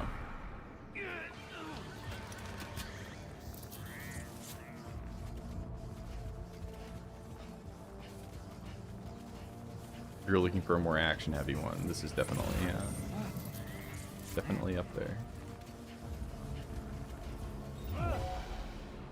Where are you seeing me from? Oh, there. So, what game do you think is on the docket after this one? I was thinking Kingdom Come Deliverance a little bit.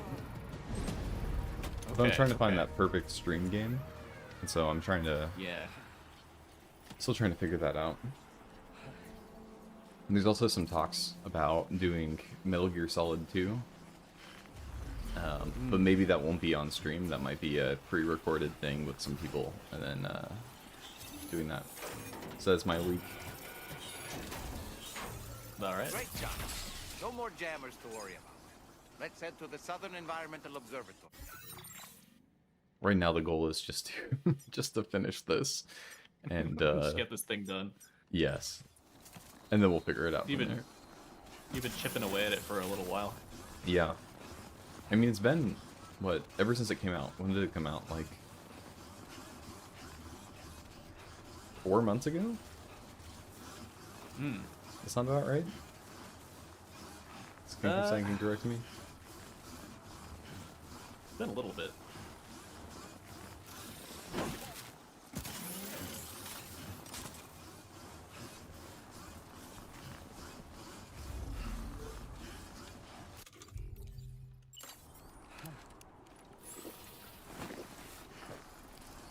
Yeah. And then after I finish the story, I'm going to probably, maybe not 100% it, but play it a lot more in the background. There's something nice about just getting all the missions done. Yeah, that was the nice part about Red Dead 2. Like, you could just explore. It's just something really relaxing about it. I know Nirvana in the chat is like, the walking. The walking's not fun. I'm like, yeah, don't play the walking game if you don't like walking. I totally get it.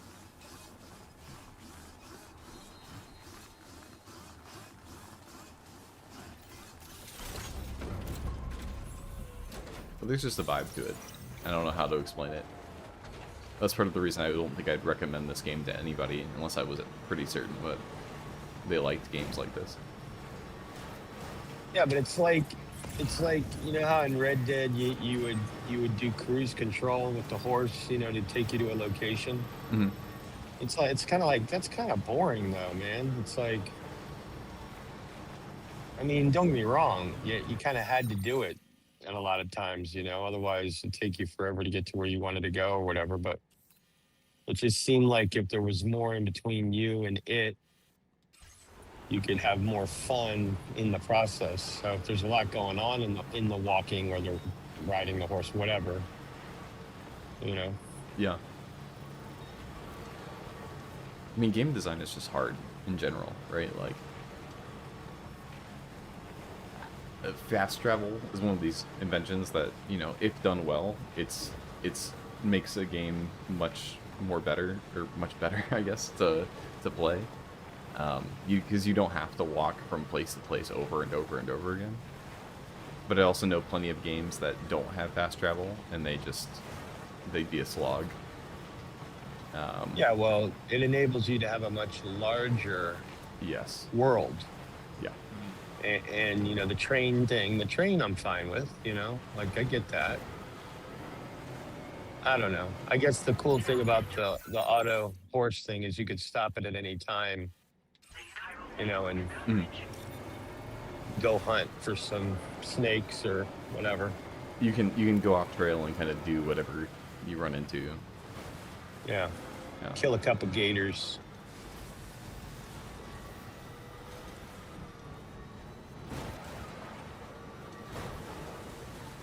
I appreciate how they do kind of like fast travel in See that, Sam?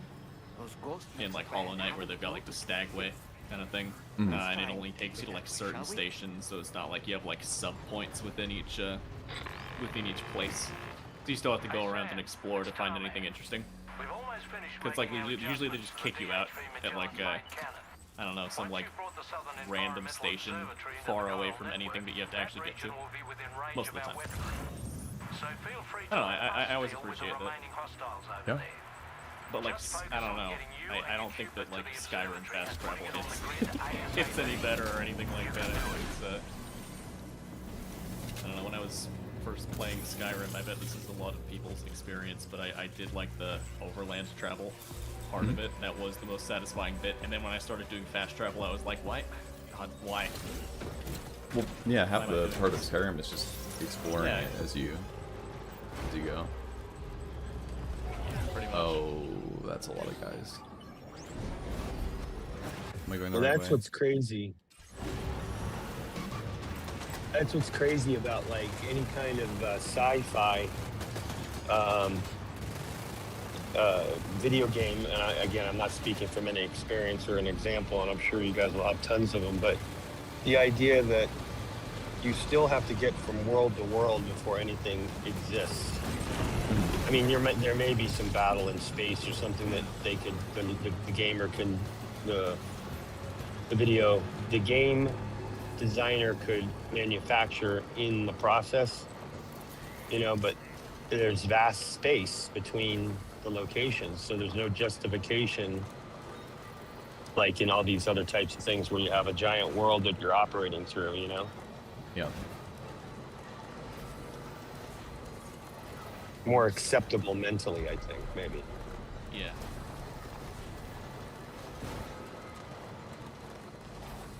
Yes, I hate fast travel. Give me a million more miles of trackless space. Sounds awesome. Who is that?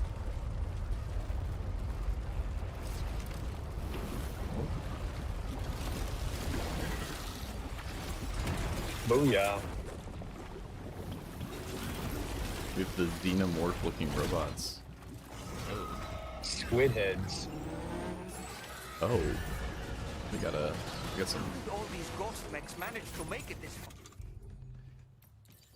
Let's The facility is in danger. We need to eliminate them before. Oh gosh. Oh my gosh. Don't mind me. Okay.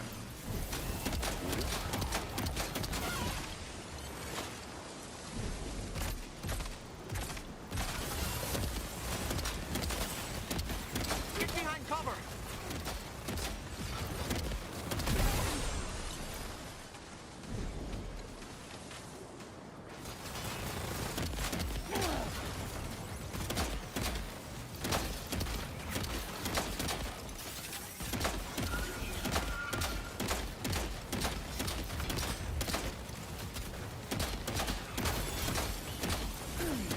Oh gosh.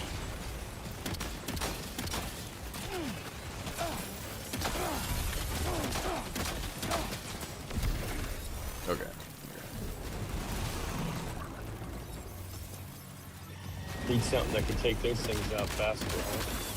Apparently. Reinforcements. Was not prepared. Here they come, Sam. Oh no, they have reinforcements. Okay, fun.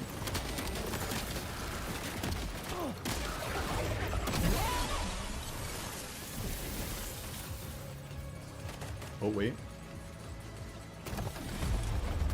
There we go. Oh.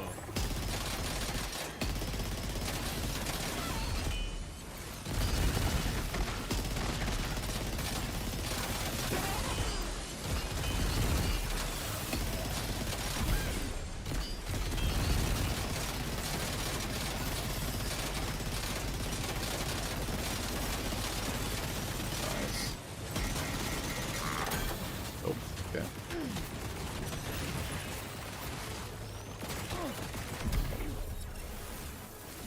That's not what I want.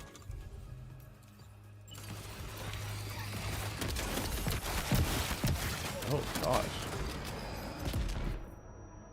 See those things Nice. running? That was freaky.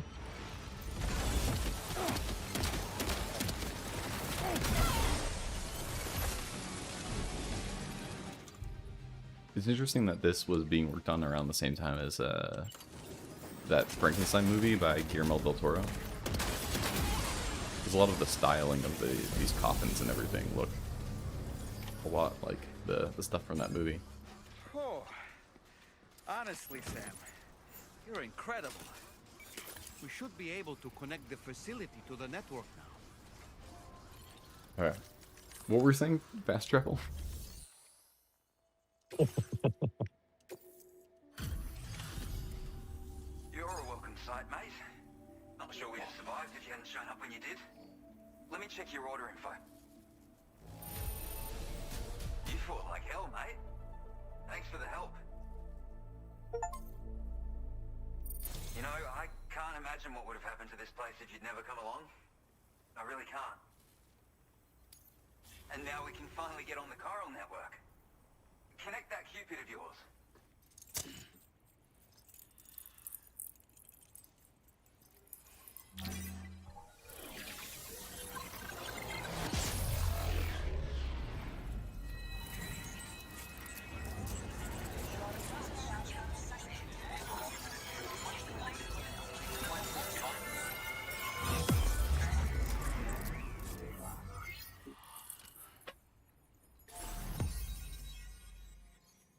Okay.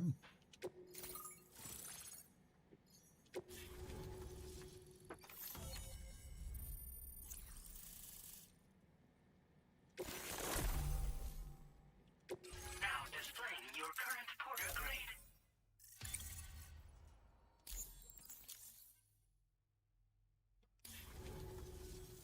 Connection established without issue. That's a relief. Our staff have all been taking shelter underground on account of the emergency situation. But now I think we can relax a little bit. More accurate observations ought to help too. Speaking of which, we've detected abrupt chiral field disruptions in several locations. Indicative of plate gate emergence, I reckon. Keep expanding network coverage and we'll find out soon enough. Unfortunately, though, the tar currents near our facility is still looking awfully rough. Hey, so we can't Foxman, complete when our are you emergency going to resolve just yet. do the video won't be able to join you here either. for internet It's intelligence gonna take some work to get the the bottom of this older mess. folks? Oh. Part of it has been, okay, I've been thinking a lot about it and trying to find a way to do it right. Because part of it is, who is it going to be for, even? Like, well, is it going to be pointed towards older folks, or is it going to be pointed towards younger folks? Because I think younger folks will probably need it too. What format will it be in? What medium will it take? All this kind of stuff. And so it's just been a lot of going back and forth on all that and trying to figure it out. But it's just kind of cooking in the background. And the life has just been insane. So that's been sorry, I'm also reading chat. Yeah. Nirvana saying this game really tests the patience. Man, Nirvana's really going in on it. I'm sorry, Nirvana. Anyway, sorry, what were you saying, Brett? No, I was gonna say. I mean, I think that it's definitely for the naive person that either knows he's naive or doesn't know he's naive. So either it can, the target, is a broader target audience, meaning like they don't even know they may need this information type thing. Yeah. So, but it's almost like I like the way you're thinking that it's not like necessarily for quote unquote older people. And I kind of just use that as a easy entryway to the conversation. But yeah, 100%. And part of it too is just trying to find out how to communicate like an idea to an audience. Like, it's hard enough to pick the audience, and then it's another deal entirely to try to find a way in which you can communicate to that audience well. I know the people around the campfires up in the Pacific Northwest are tired of me bringing it up, but that's something that I've been bringing up over and over again. It's like I still don't quite understand how that works, and so I've been trying in little ways. Like I'm in some of the group chats with some of these like older guys and uh, trying to find a way to communicate with them, especially how do I say it gently? I think there is a Sure, part gently. to overcome. It's hard to overcome. There's certain frames or biases that people put on me as a younger person that can be hard to surpass when you're trying to communicate. And it's not necessarily younger people, but I think it happens with everything, right? Like, you assume somebody believes something, right? About I know you're interested in more of like the infernalism stuff, and so like if you have an assumption about when somebody says they're universalist, what that means, that could get in the way of having a conversation and not actually talking about it first. And then once you understand that a little bit better, then you can say, oh, okay, like this is where you're coming from. Sometimes the labels get in the way, or these ideas get in the way, if that makes sense. Yeah, I could see that. Yeah, 100%. Yeah. I mean, I'm speaking from somebody that, like, for example, who I lost a job because I was scammed, and so the notion's not lost on me on the negative consequences for ignorance in spaces that you're not familiar with. Mm-hmm. So little things like that, you know, like I do things like talk to my parents, they're boomers, and I'm like, listen, I don't want you clicking on anything that comes via text message. I don't want you clicking on anything that comes via email. You know, you get something you're concerned with, you go to their website directly. And then I even encouraged them. I said, when I got busted with a scam, my company was so far behind. This was before this stuff really accelerated to the point where it was engineered scams. Mm-hmm. And I explained to them our company didn't have anything in place for code words or passwords, you know, where as we're communicating on these different mediums, whether it's text message, email, whatever, that we get asked, hey, I know you're asking me to do something unusual here. What's the password? You know? Mm-hmm. And it would be something that would have been a verbal password. So I'm telling them, like, if your grandkids all of a sudden FaceTime you, telling you they're in desperate need, they need money, whatever, you know what I mean? Like, how are you going to be able to identify whether that's really them or not? Yeah. And they're just kind of lost on that. They don't seem to think it's a real level of importance, and they don't see how fast this is coming. Yeah, and I think part of that too is trying to find a way to tell it as a narrative or a story, and that's been one thing I've been thinking about. And I don't know, part of what I've resisted too is a lot of these stories about people whose lives have been ruined by the internet, like the lol cow stuff. Like, it's hard to get anybody to listen to it, and much less like I don't necessarily want to dive too far into it and make that part of my internet identity. Yeah, I get that. Because there's a certain level of Afriel talks about information hazards. Like, there's certain things where it's like, if you know too much, it can cause problems. So how do you communicate the minimum viable product or whatever to to make things clear? I was talking to PBK, and I had sent a video to this group chat about one of these characters that I talked about on our conversation, and just like the little bit that he encountered it and some of the other people in that chat encountered it, they're like, oh, this is really bad. Like, this is, I can't even sit through all this. I'm like, yeah, like there's some horrible stuff that has happened in people's lives because, you know, they didn't understand what they were engaging with on the internet. Yeah, I mean, I think that the nice thing about YouTube and the vast variety of channels Now, clearly the negatives, right? We all know that the silos that you can get locked into. However, like the podcast that Sean Ryan did with the hacker that dove into roadblocks, and I'm like, you got to be kidding me. I mean, I guess I always could conceive of things like this in my mind being a possibility and the type of harm that it can do.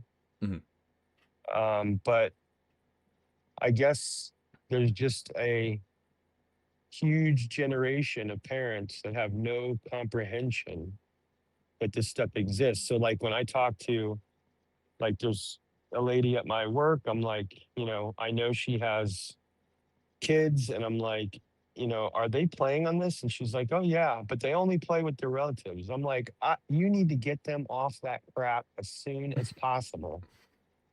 Like, but again, once the door's open, it's really speaking. hard to close, you know? That's That's what that's where I'm at. And I also don't know. I don't want to be an alarmist. At the same time, you know, she's in this world thinking that the family is the only one that they're playing this game with. Yeah. And I'm like, yeah, I just wouldn't trust your kid telling you the truth about that, because you know, it's not that they're deliberately trying to deceive you. You know, so yeah. I mean, it's just, you know, it's haunting and it's scary. And to know that there's this many people out there that are in danger without even knowing. And that's just a small fragment from a story standpoint, like you're talking about. I think that he did a real good job on that podcast of building the stories and explaining the horror stories of some of these scenarios, right? And so you were able to paint a picture, not quite get super graphic, but graphic enough that you see the danger, right? Yeah.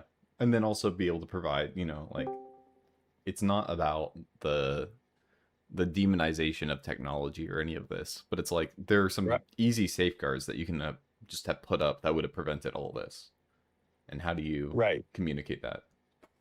See, and that's the part I don't know. I don't know what those safeguards can, like, legitimately, you know, that a parent can implement.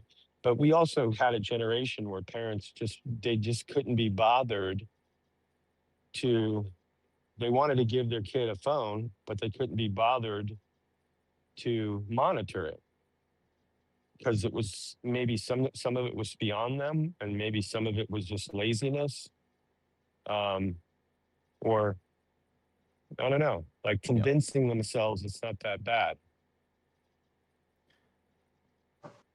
Well, part of it is too, like a lot of them weren't familiar with the technology themselves, like you were saying. Like they had no interest in trying to explore it, and so they're like, you know, free reign. And it's like sending your kids off into the Wild West. Like, yeah. Foxman, I have an idea for you to help explain your thoughts to boomers. Okay. Back when people came to the United States back in maybe the 30s or even earlier to Ellis Island, there would be stories after they got off the island, someone would they would sell them the Brooklyn Bridge. Oh my luck, I own this bridge, would you like to own it? Take all their money and go. So what comes to my mind is that it's not so much there are migrant or people coming from the old world to the new world and they get taken. It's just that the new world is coming, invited or not, and so it's doing its it's lying to it. It has the permission to lie. Whereas when you come from the old world, you have what is it, honesty, integrity, and they're not.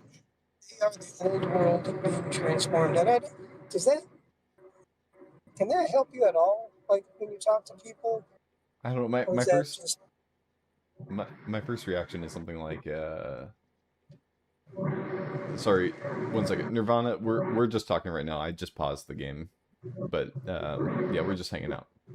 Ron, the first thing that comes to my mind is that I remember a kid in my elementary or my middle school who would, maybe not bully me, but bully me enough, verbally.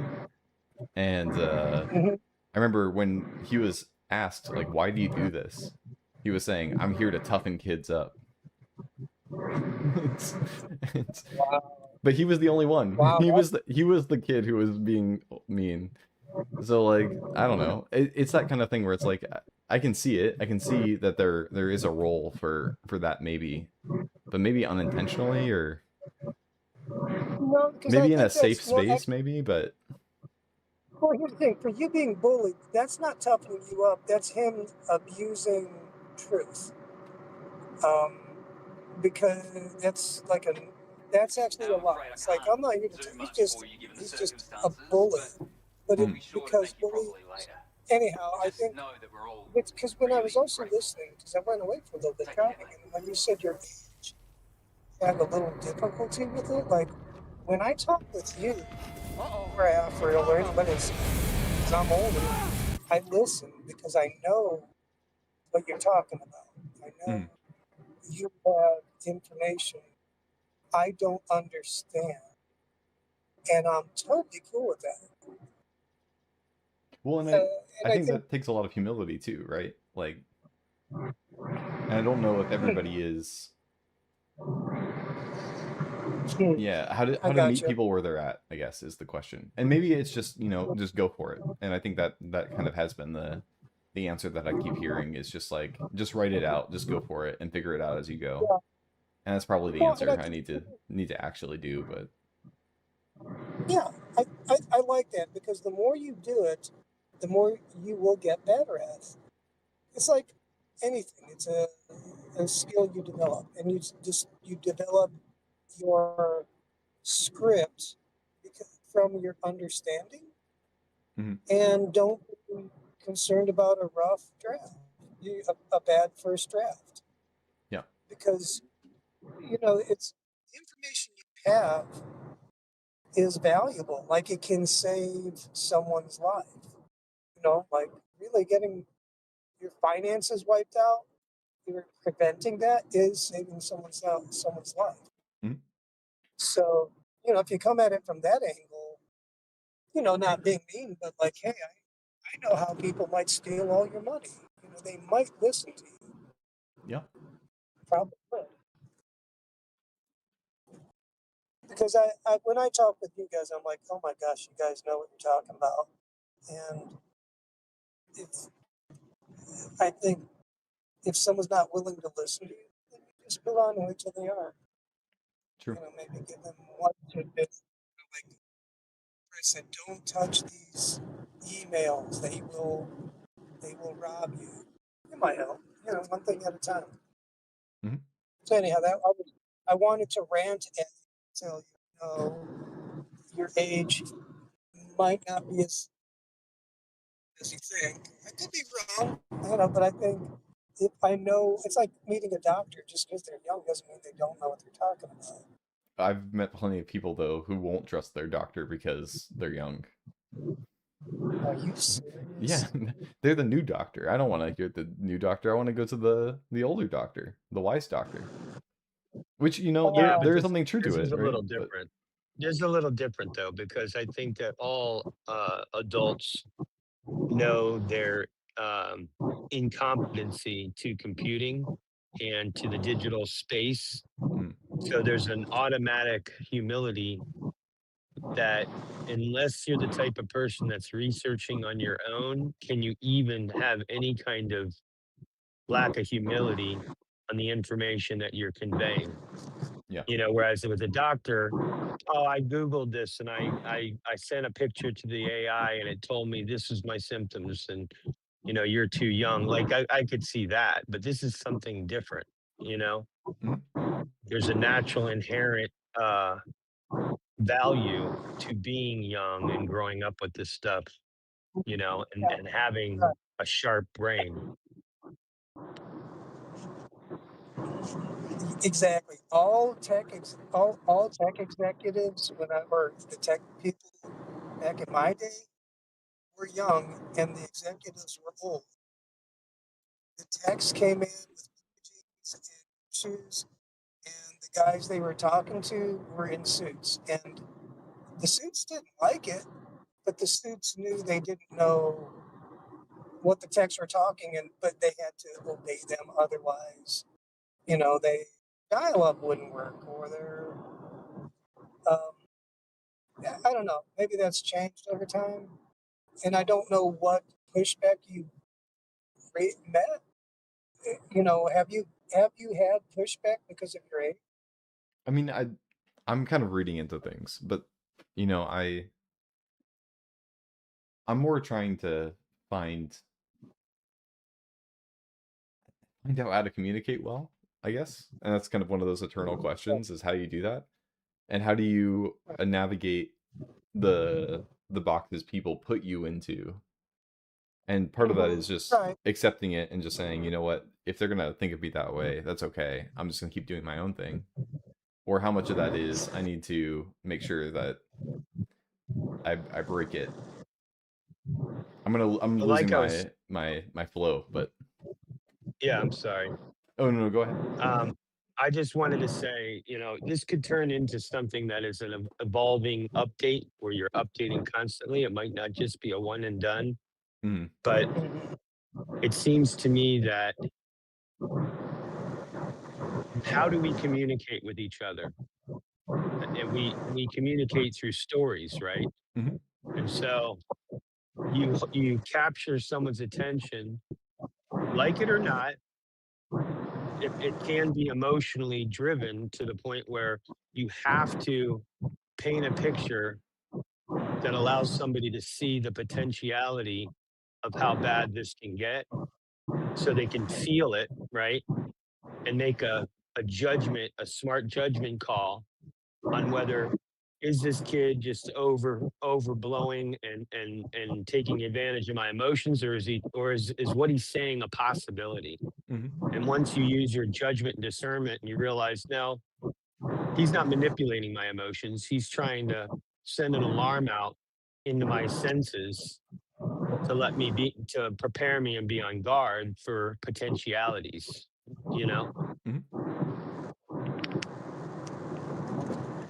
But stories, I think stories is like the key, kind of, even if some of it has to be made up, but I feel like you probably with your vast experience, there's plenty of I would guess, material, yeah, exact real life stuff. Yeah. And then just do it and practice. It's when I was I was invited to be a minister a long time ago, and at first I was clunky and felt awkward, and I almost didn't like it, but I kept at it, and then it clicked. I found what worked for them, and then it actually got easy. So I think it's the same with because if you really want to share this information, that desire to share will come through. And then the truth of what you're saying, if you say something truthful and you use a story, something they can understand, like the Trojan horse or whatever, and help them understand, you'll have successes. If you have one, that's a big victory. So I would agree with Brett. Write it out, get your stories together, and then I just say practice and don't quit. Huh? The life you save might be my own. Fair enough. Well, thank you, Ron. And Brett. Yeah, enough of that. Back to the game. Yeah. I'm being attacked by a man with a flamethrower out of his guitar, so we'll get back to that. Okay. Now we're getting down to business. Back to real stuff that counts. Flamethrowers and guitars. Is it flamethrowing guitar or The flame's coming out at the end of the guitar. Oh, nice. Is it a Fender or Stratocaster? Hard to tell. You know, truth be Metallica, told, I Brad. don't really care if you and your crew link up the continent or not. Because I'm here just for one reason. I need to review this That's to make video you later suffer. on. That's hilarious. Can't kill a repatriate for good. Well, you're about to learn. There's far worse things than dying.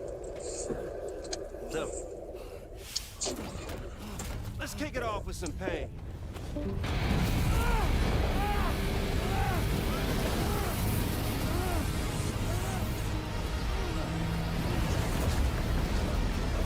This ain't Greek fire, it's American fire.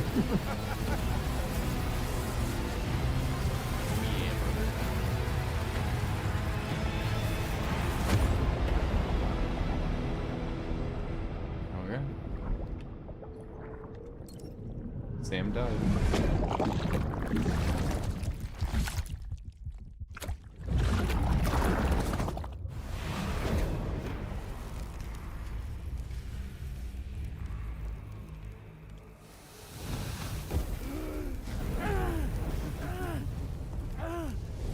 Oh yeah, my everlasting flamethrower here has a little bit of an appetite for Kyrie. So, the moment you come back from the seam all covered in the stuff, flames roar to life, the body starts to burn once more. You will writhe in agony. And then you will die. And you'll return once more. Nothing you can do to get you out of it. And it won't be long before the pain becomes more than physical.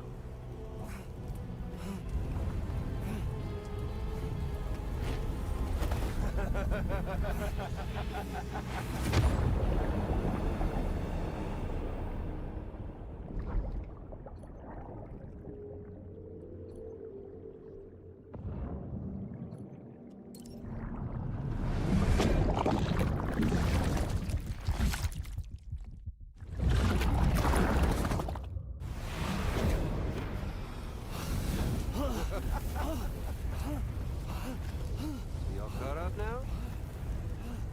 And that thing and its colorful past? The whole child of a partner who betrayed you once upon a time thing, I mean. Yeah. That's it. Suffer for me, baby.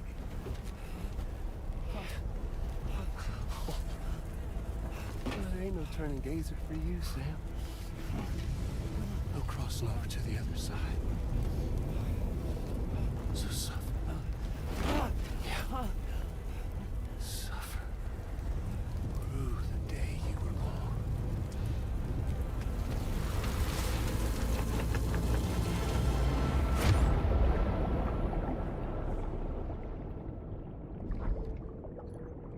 Damn, there's no way to stop this cycle, huh? Nope.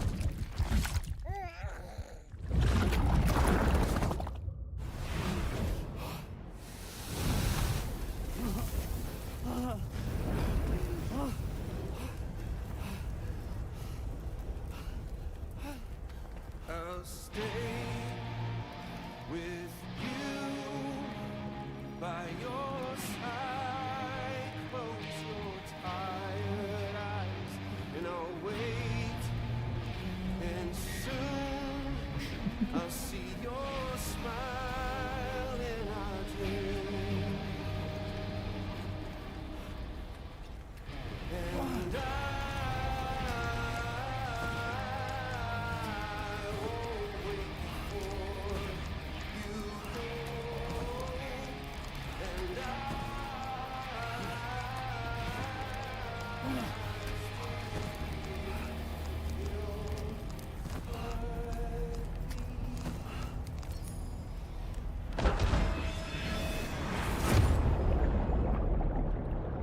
Yeah, Chris Howard, of the Chris Howard Show.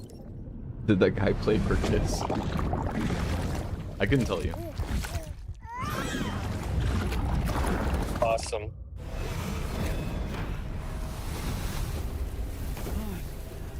We're gonna relive Metal Gear Solid 4. Crawling through the radiation hallway. By your side, close your tired eyes. I'll wait, and soon I'll see your smile in a dream.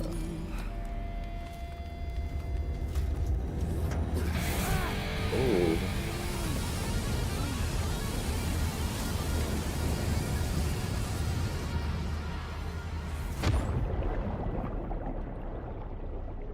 Damn, it's like, what do you have to get all the way outside that thing?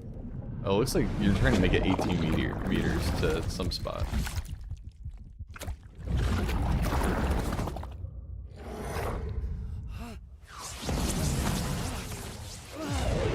It's a little closer.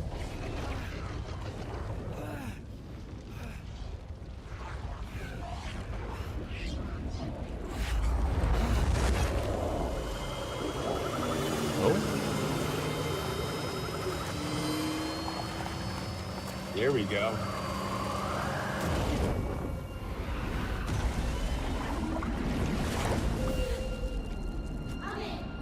You have Tamara doing her kung fu.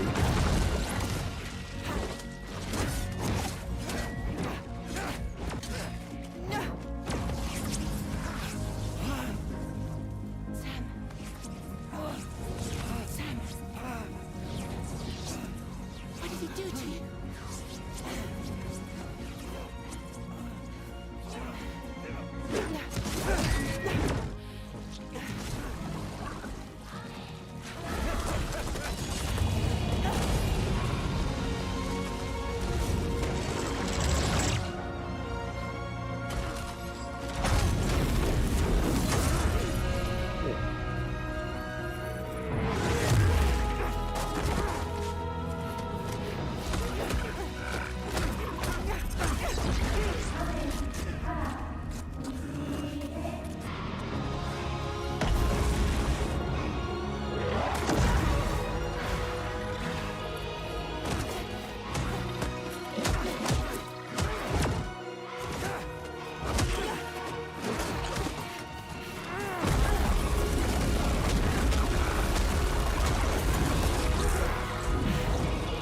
Shinho pizza.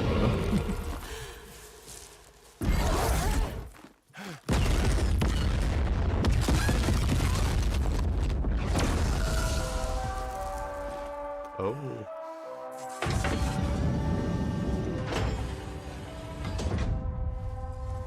We just installed the new cannon.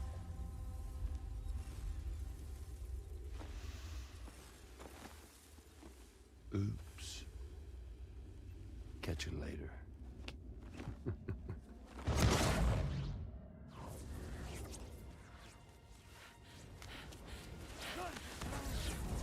Stuck in a loop of death and resurrection.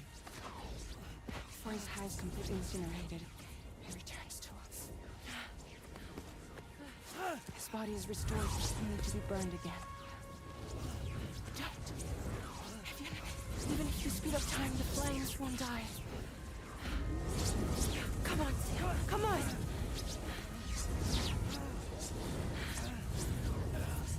I don't know what to do!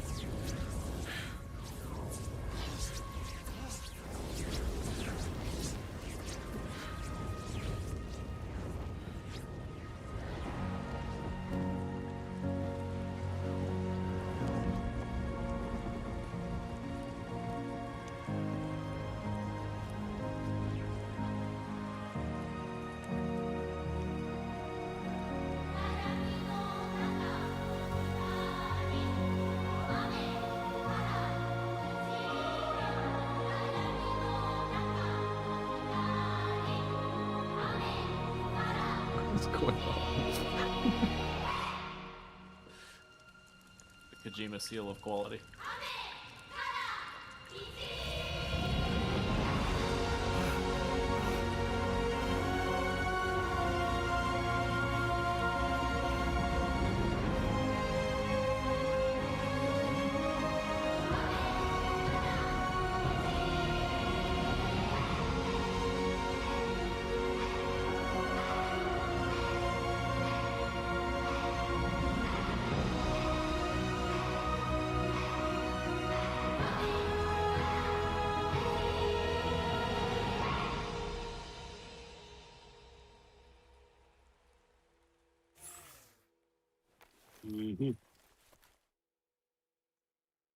Group hug. Yeah. We've extended chiral network coverage all the way to the Southern Environmental Observatory, and it's all thanks to Sam. His injuries have completely healed too. Deadman, by way of Hartman's Ha, said as much after he finished his examination. Trust me, Fragile. I'm a doctor, and I know Sam's body better than just about anyone. He's doing fine. No need to worry. Excuse me?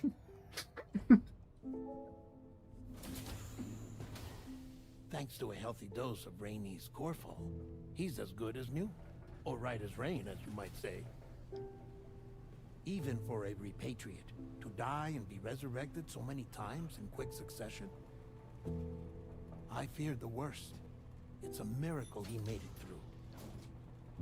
I'm sorry to say that the tar currents near the Southern Environmental Observatory are still unstable. Consequently, we'll What's need to happening keep to the Lou there? DHV That was Magellan weird. here to defend the facility for the time being. All things considered, paving the way to Terminal Fort Knott is a Herculean task, and Sam's going to have to dig deep to see it done. Don't worry, Sam's up for the challenge. Thanks to Tarman and Deadman's efforts, his Ha may have made a full recovery. But the same can't be said of his Ka. And this journey was also meant to give Sam's mind an opportunity to heal. Isn't that right, Fragile? Soon, we'll have linked up our final objective. This will mark the end of our travels together. Which means the time to have that conversation with Sam is fast approaching. I believe we should tell him sooner rather than later. Did I call it? But what do you think? Yep. Well, perhaps I should broach the subject first. I called it. So early.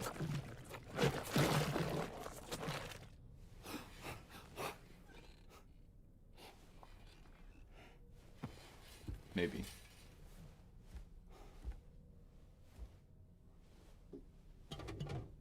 Something wrong? Lou's not looking right in there. Here, show me.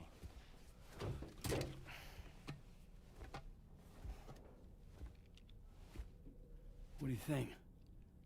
It's almost like Lou's fading away. Is that so?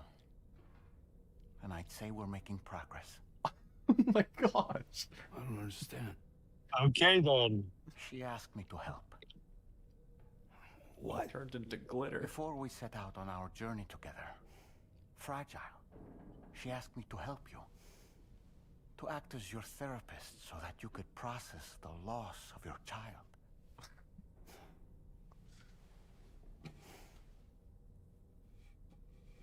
Sam, hear me out. Lou's been gone for a long, long time now. Oh my gosh. Lou's right here. We just traveled across Australia together. I'll show you.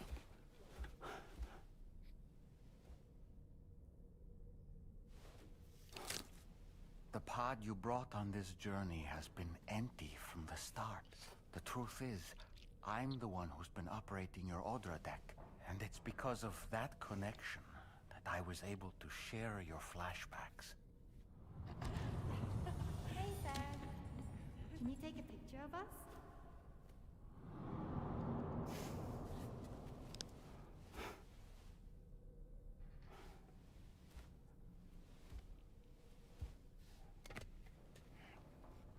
Do you see? The ultimate cope. Nothing has changed.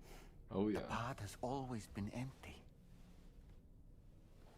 We decided not to dispute what you said you saw, but to give you the support you needed instead. In this way, we believed we could help you come to terms with Lou's death. Wait, what do you mean Lou's death? What are you talking about?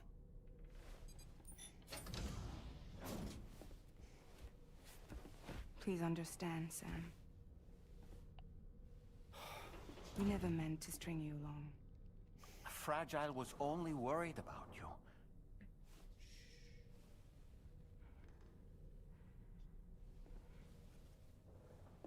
I couldn't stand to leave you there.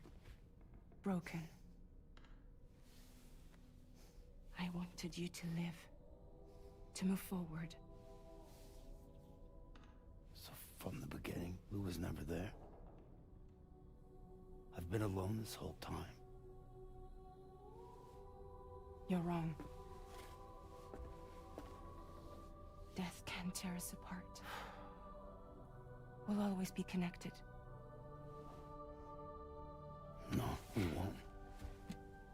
Lou's gone. And that's that. Trust me, Sam.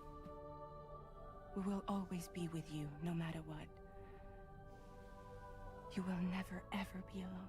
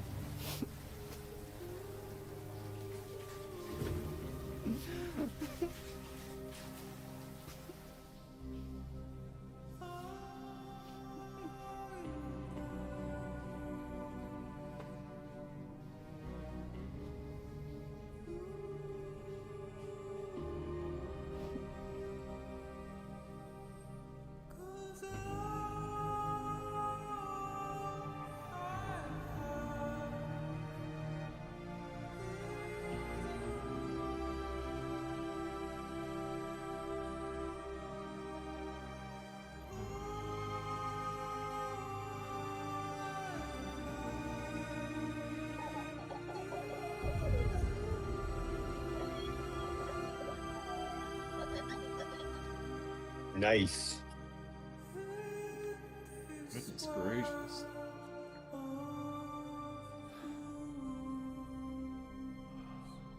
Wow.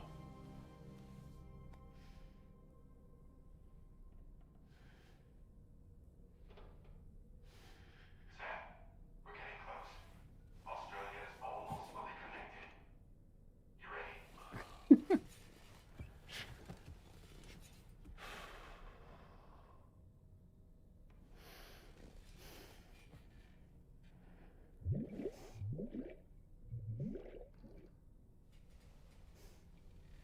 Yeah, Chris, he's had a hard day. I don't know why they keep trying to get him to work.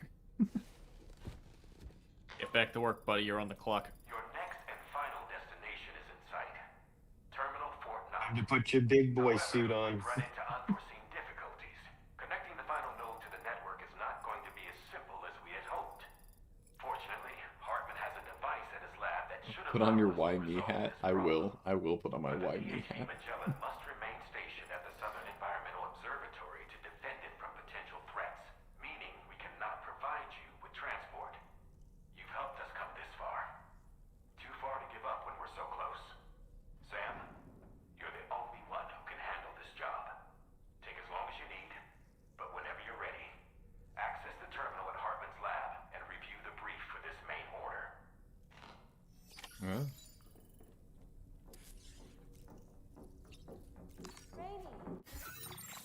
Something wrong tomorrow?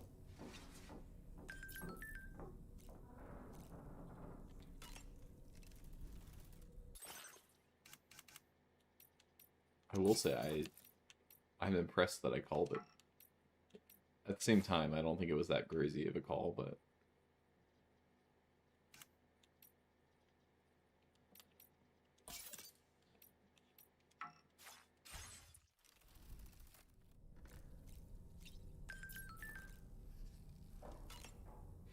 oh wait. Oh gosh.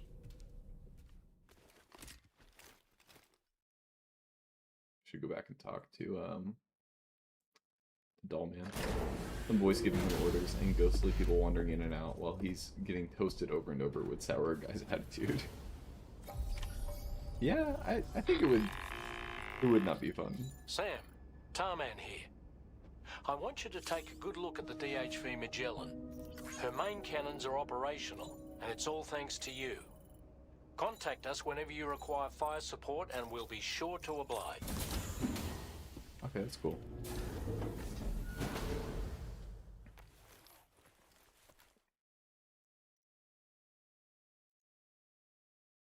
Back to work, mail boy.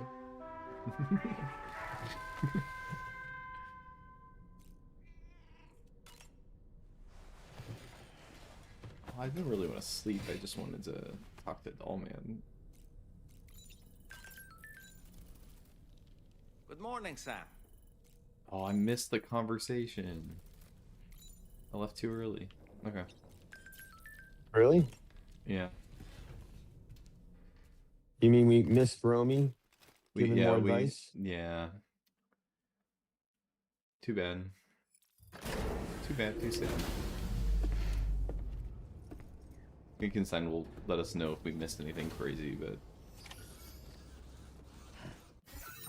we just have to make our way to the other side of the map right now.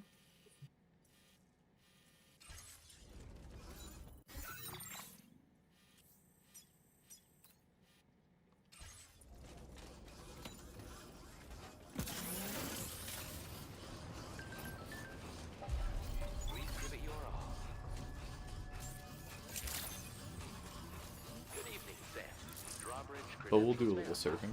It'll be fun. A little surfing to take the edge off. True, true.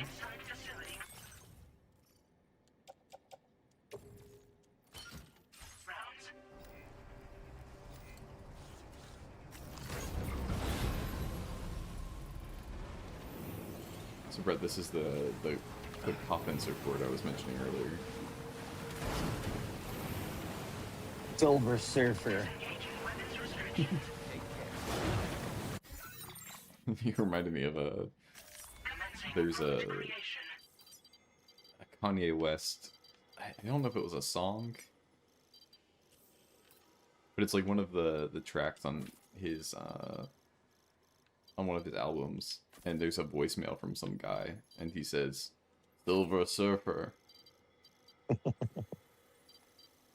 And they're like laughing to each other. yeah. Silver Surfer. I don't know what the context was of that original thing.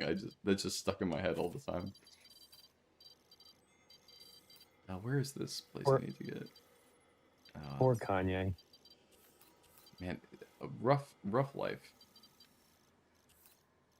Do not envy him. Who knows? Maybe this is the peak of his arc. Peak as in, like, worst it gets before recovery. I mean, I'd hope so. I mean, what would top it? I don't know. I mean,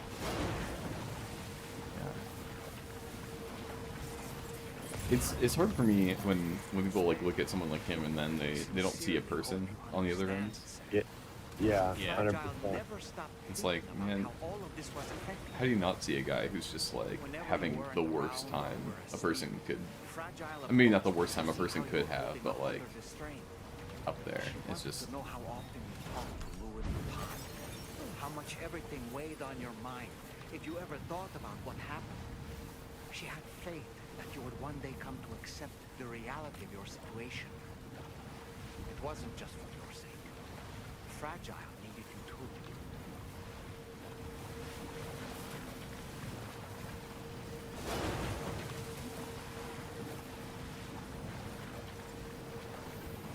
I think if I go in the water, that would be faster.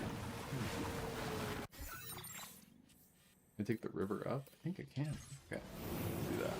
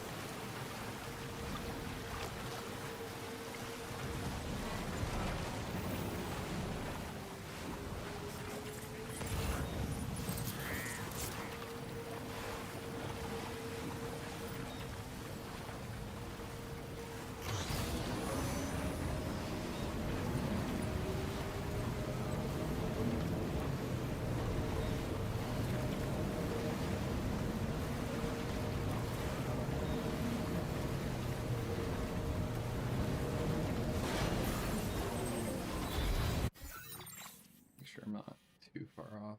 Oh, I do have to cut back, of course.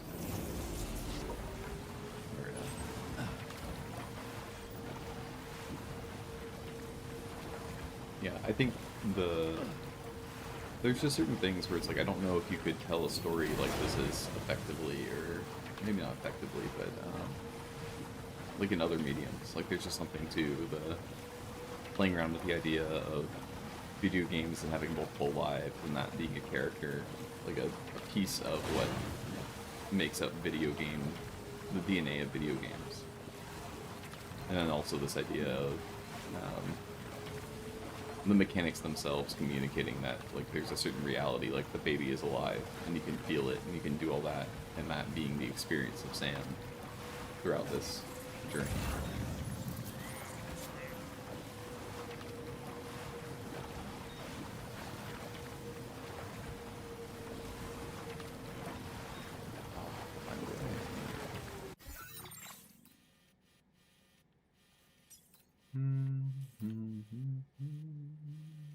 This all looks not very fun. It's probably the best way to go. And Ron is saying in chat, for a game that's about connecting people, this feels very empty. I think that's part of it, right? Is there is a sense in which like everybody is in their homes. They're in their warehouses or their ports or whatever, and they're doing their own thing. We're living in cities. And the world itself is empty.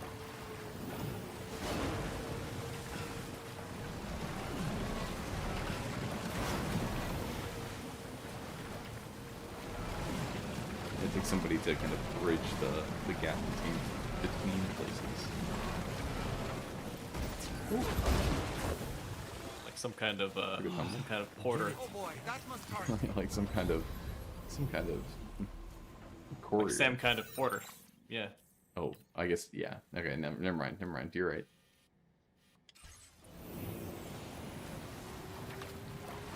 I don't know, Brett, if you're familiar, but the name of this character in the game is Sam Porter Bridges. I gathered. Oh, funny. Now I'm grasping. All these knots have populations over 10,000 though. Yeah, that's why I kind of was pointing to, like, there's some people who are all by themselves, want to be alone, and then some of them are like siloed away in cities. But they're disconnected from like a larger world around them. Which is also an interesting question too about how important is that, maybe not even global connection, but like non-local connection. You notice how long cutscenes are, repetitive, and give so much info, details, like a kid, explain word by word, manuscripts to read. Yeah, to each their own.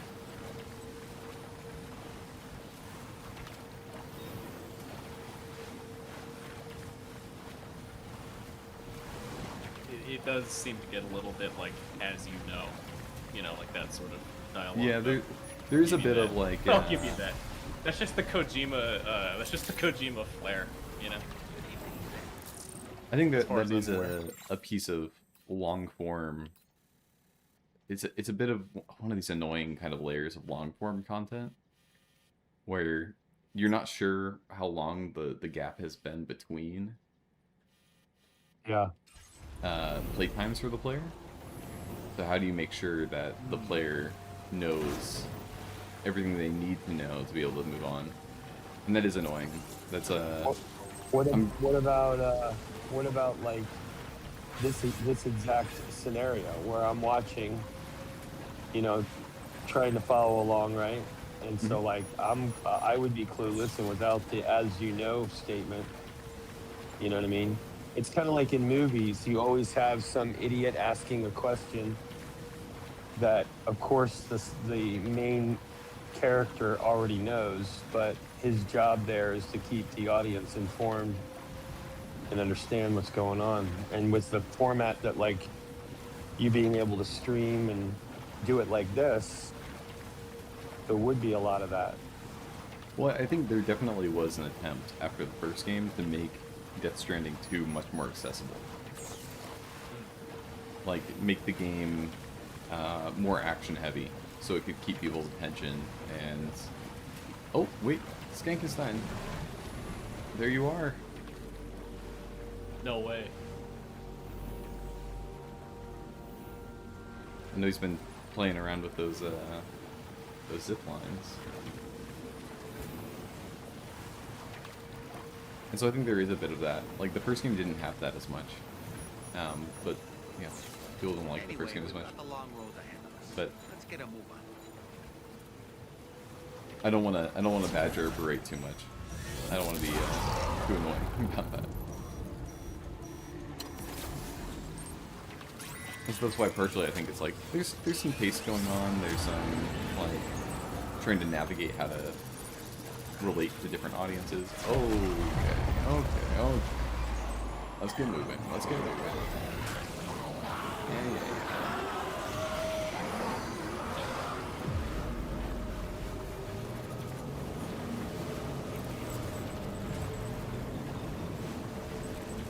And then Skankenstein brought up a good point too, that this game is written by somebody who doesn't speak English as a real language at all, even. So how much of this is on the translators to make sure everything is the way it should be? How do I know I'm getting the intended experience? Yeah, I could see that. But I also don't want to be accused of being a shill for Kojima, even though I probably am.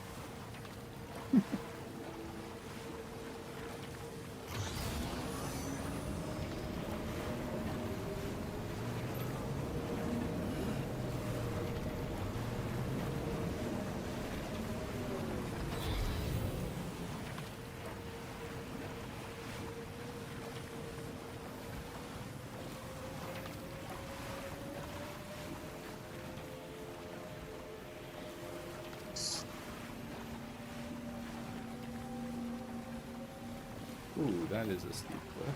I'm gonna turn around here.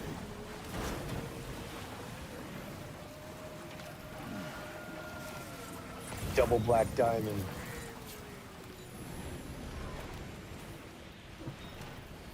There we go. There we go.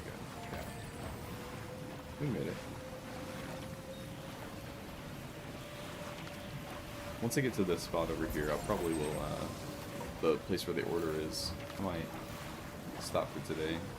Had a good stream. Yeah, it's been fun. Yeah. Don't want to close it too Glad I early, could but I hop do on want a to say little thank bit. you to both of you for hanging out and talking. Yeah, it was an experience. Yeah. It was good being able to drop in. This is the first of these streams that I've been able to pop in, like, onto a voice call. Stop lurking. I think That's this the is whole your thing, first, right? your Stop first lurking. breaking the fourth wall, basically. Well, kind of. Not really, but like, yeah, like the first recent one. Yeah. That's fair. I know. You'll probably be at the camp out, so at least Skank and chat will be able to. You know. Oh, Nirvana. You got it. You got it.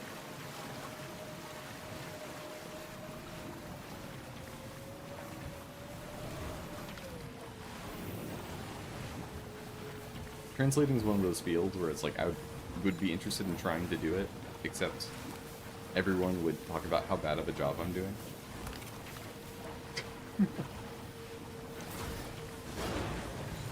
And it's easier to criticize doing that. And more fun that way too. Commencing route creation. Delivery. Things like anime localization seems to be like really fraught sometimes. Yeah. A lot of people trying to, you know, change things or trying to find a way to make something culturally salient. Yeah. It's a delicate, like, balancing act. Oh, yeah. I do not envy that. I get really mad about it too, which is fair. Like, I think there have been some projects that have, where like the Western translators have taken kind of insane liberties. I'm not gonna bring up ghost stories. That's just a joke. But like, I don't know, so like some actual projects that are like, I don't know, kind of mangled. I can't really think of any, but I've heard. Well, I've heard of plenty where, like, once the creators found out about the translation, they kind of freaked out about it. They're like, that was not at all what I said. Why are you trying to put those words in my mouth? Yeah, but you have to rely on multilingual people that are connected to a culture in order to make the emotion resonate with a different culture. Depending on the story, you know what I mean? It's like... Right. Well, every translator like is a bridge. Godzilla, yeah, like Godzilla means something entirely different in a deeper way to Japanese people compared to the average American, right? So how do you convey the same thing? You know, so you have to, there's got to be some acceptability in that. Well, and I think part of it comes from the assumption, too, that, like, most translation is just, you know, a word for word, and you didn't put the right word in for the other word, not understanding how complex the whole process is. Well, it's like, I mean, biblical translation is exactly that. Like, if you don't have any concept of Hebrew culture, or you don't learn anything about that, then you're going to have a serious disconnect. And you must be absolutely knackered. Be sure to take as long as you need to rest before tackling more. For my part, I'll have a crack at assessing several potential. We can discuss them when... As for the cargo, I'll... Sam, this is Charlie. Network infrastructure between the Southern Environmental Observatory and Terminal Fort Knox has been disabled for reasons unknown, though we strongly suspect Ghostmech sabotage is to blame. To address this, we've decided to reroute network traffic through the F7 North Distribution Center. However, the distance is too great for us to establish a direct connection at this time. That being the case, we'll need to utilize the way stations situated between the two sites. The device required to activate them is stored at this facility. Collect it before embarking on your journey to the distribution center. You know what to do, Sam. You're right, We'll rendezvous 100%.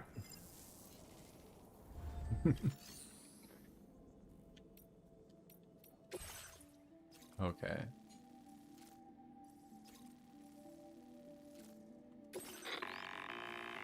Listen up, Sam. The F7 North Distribution Center is a long ways away.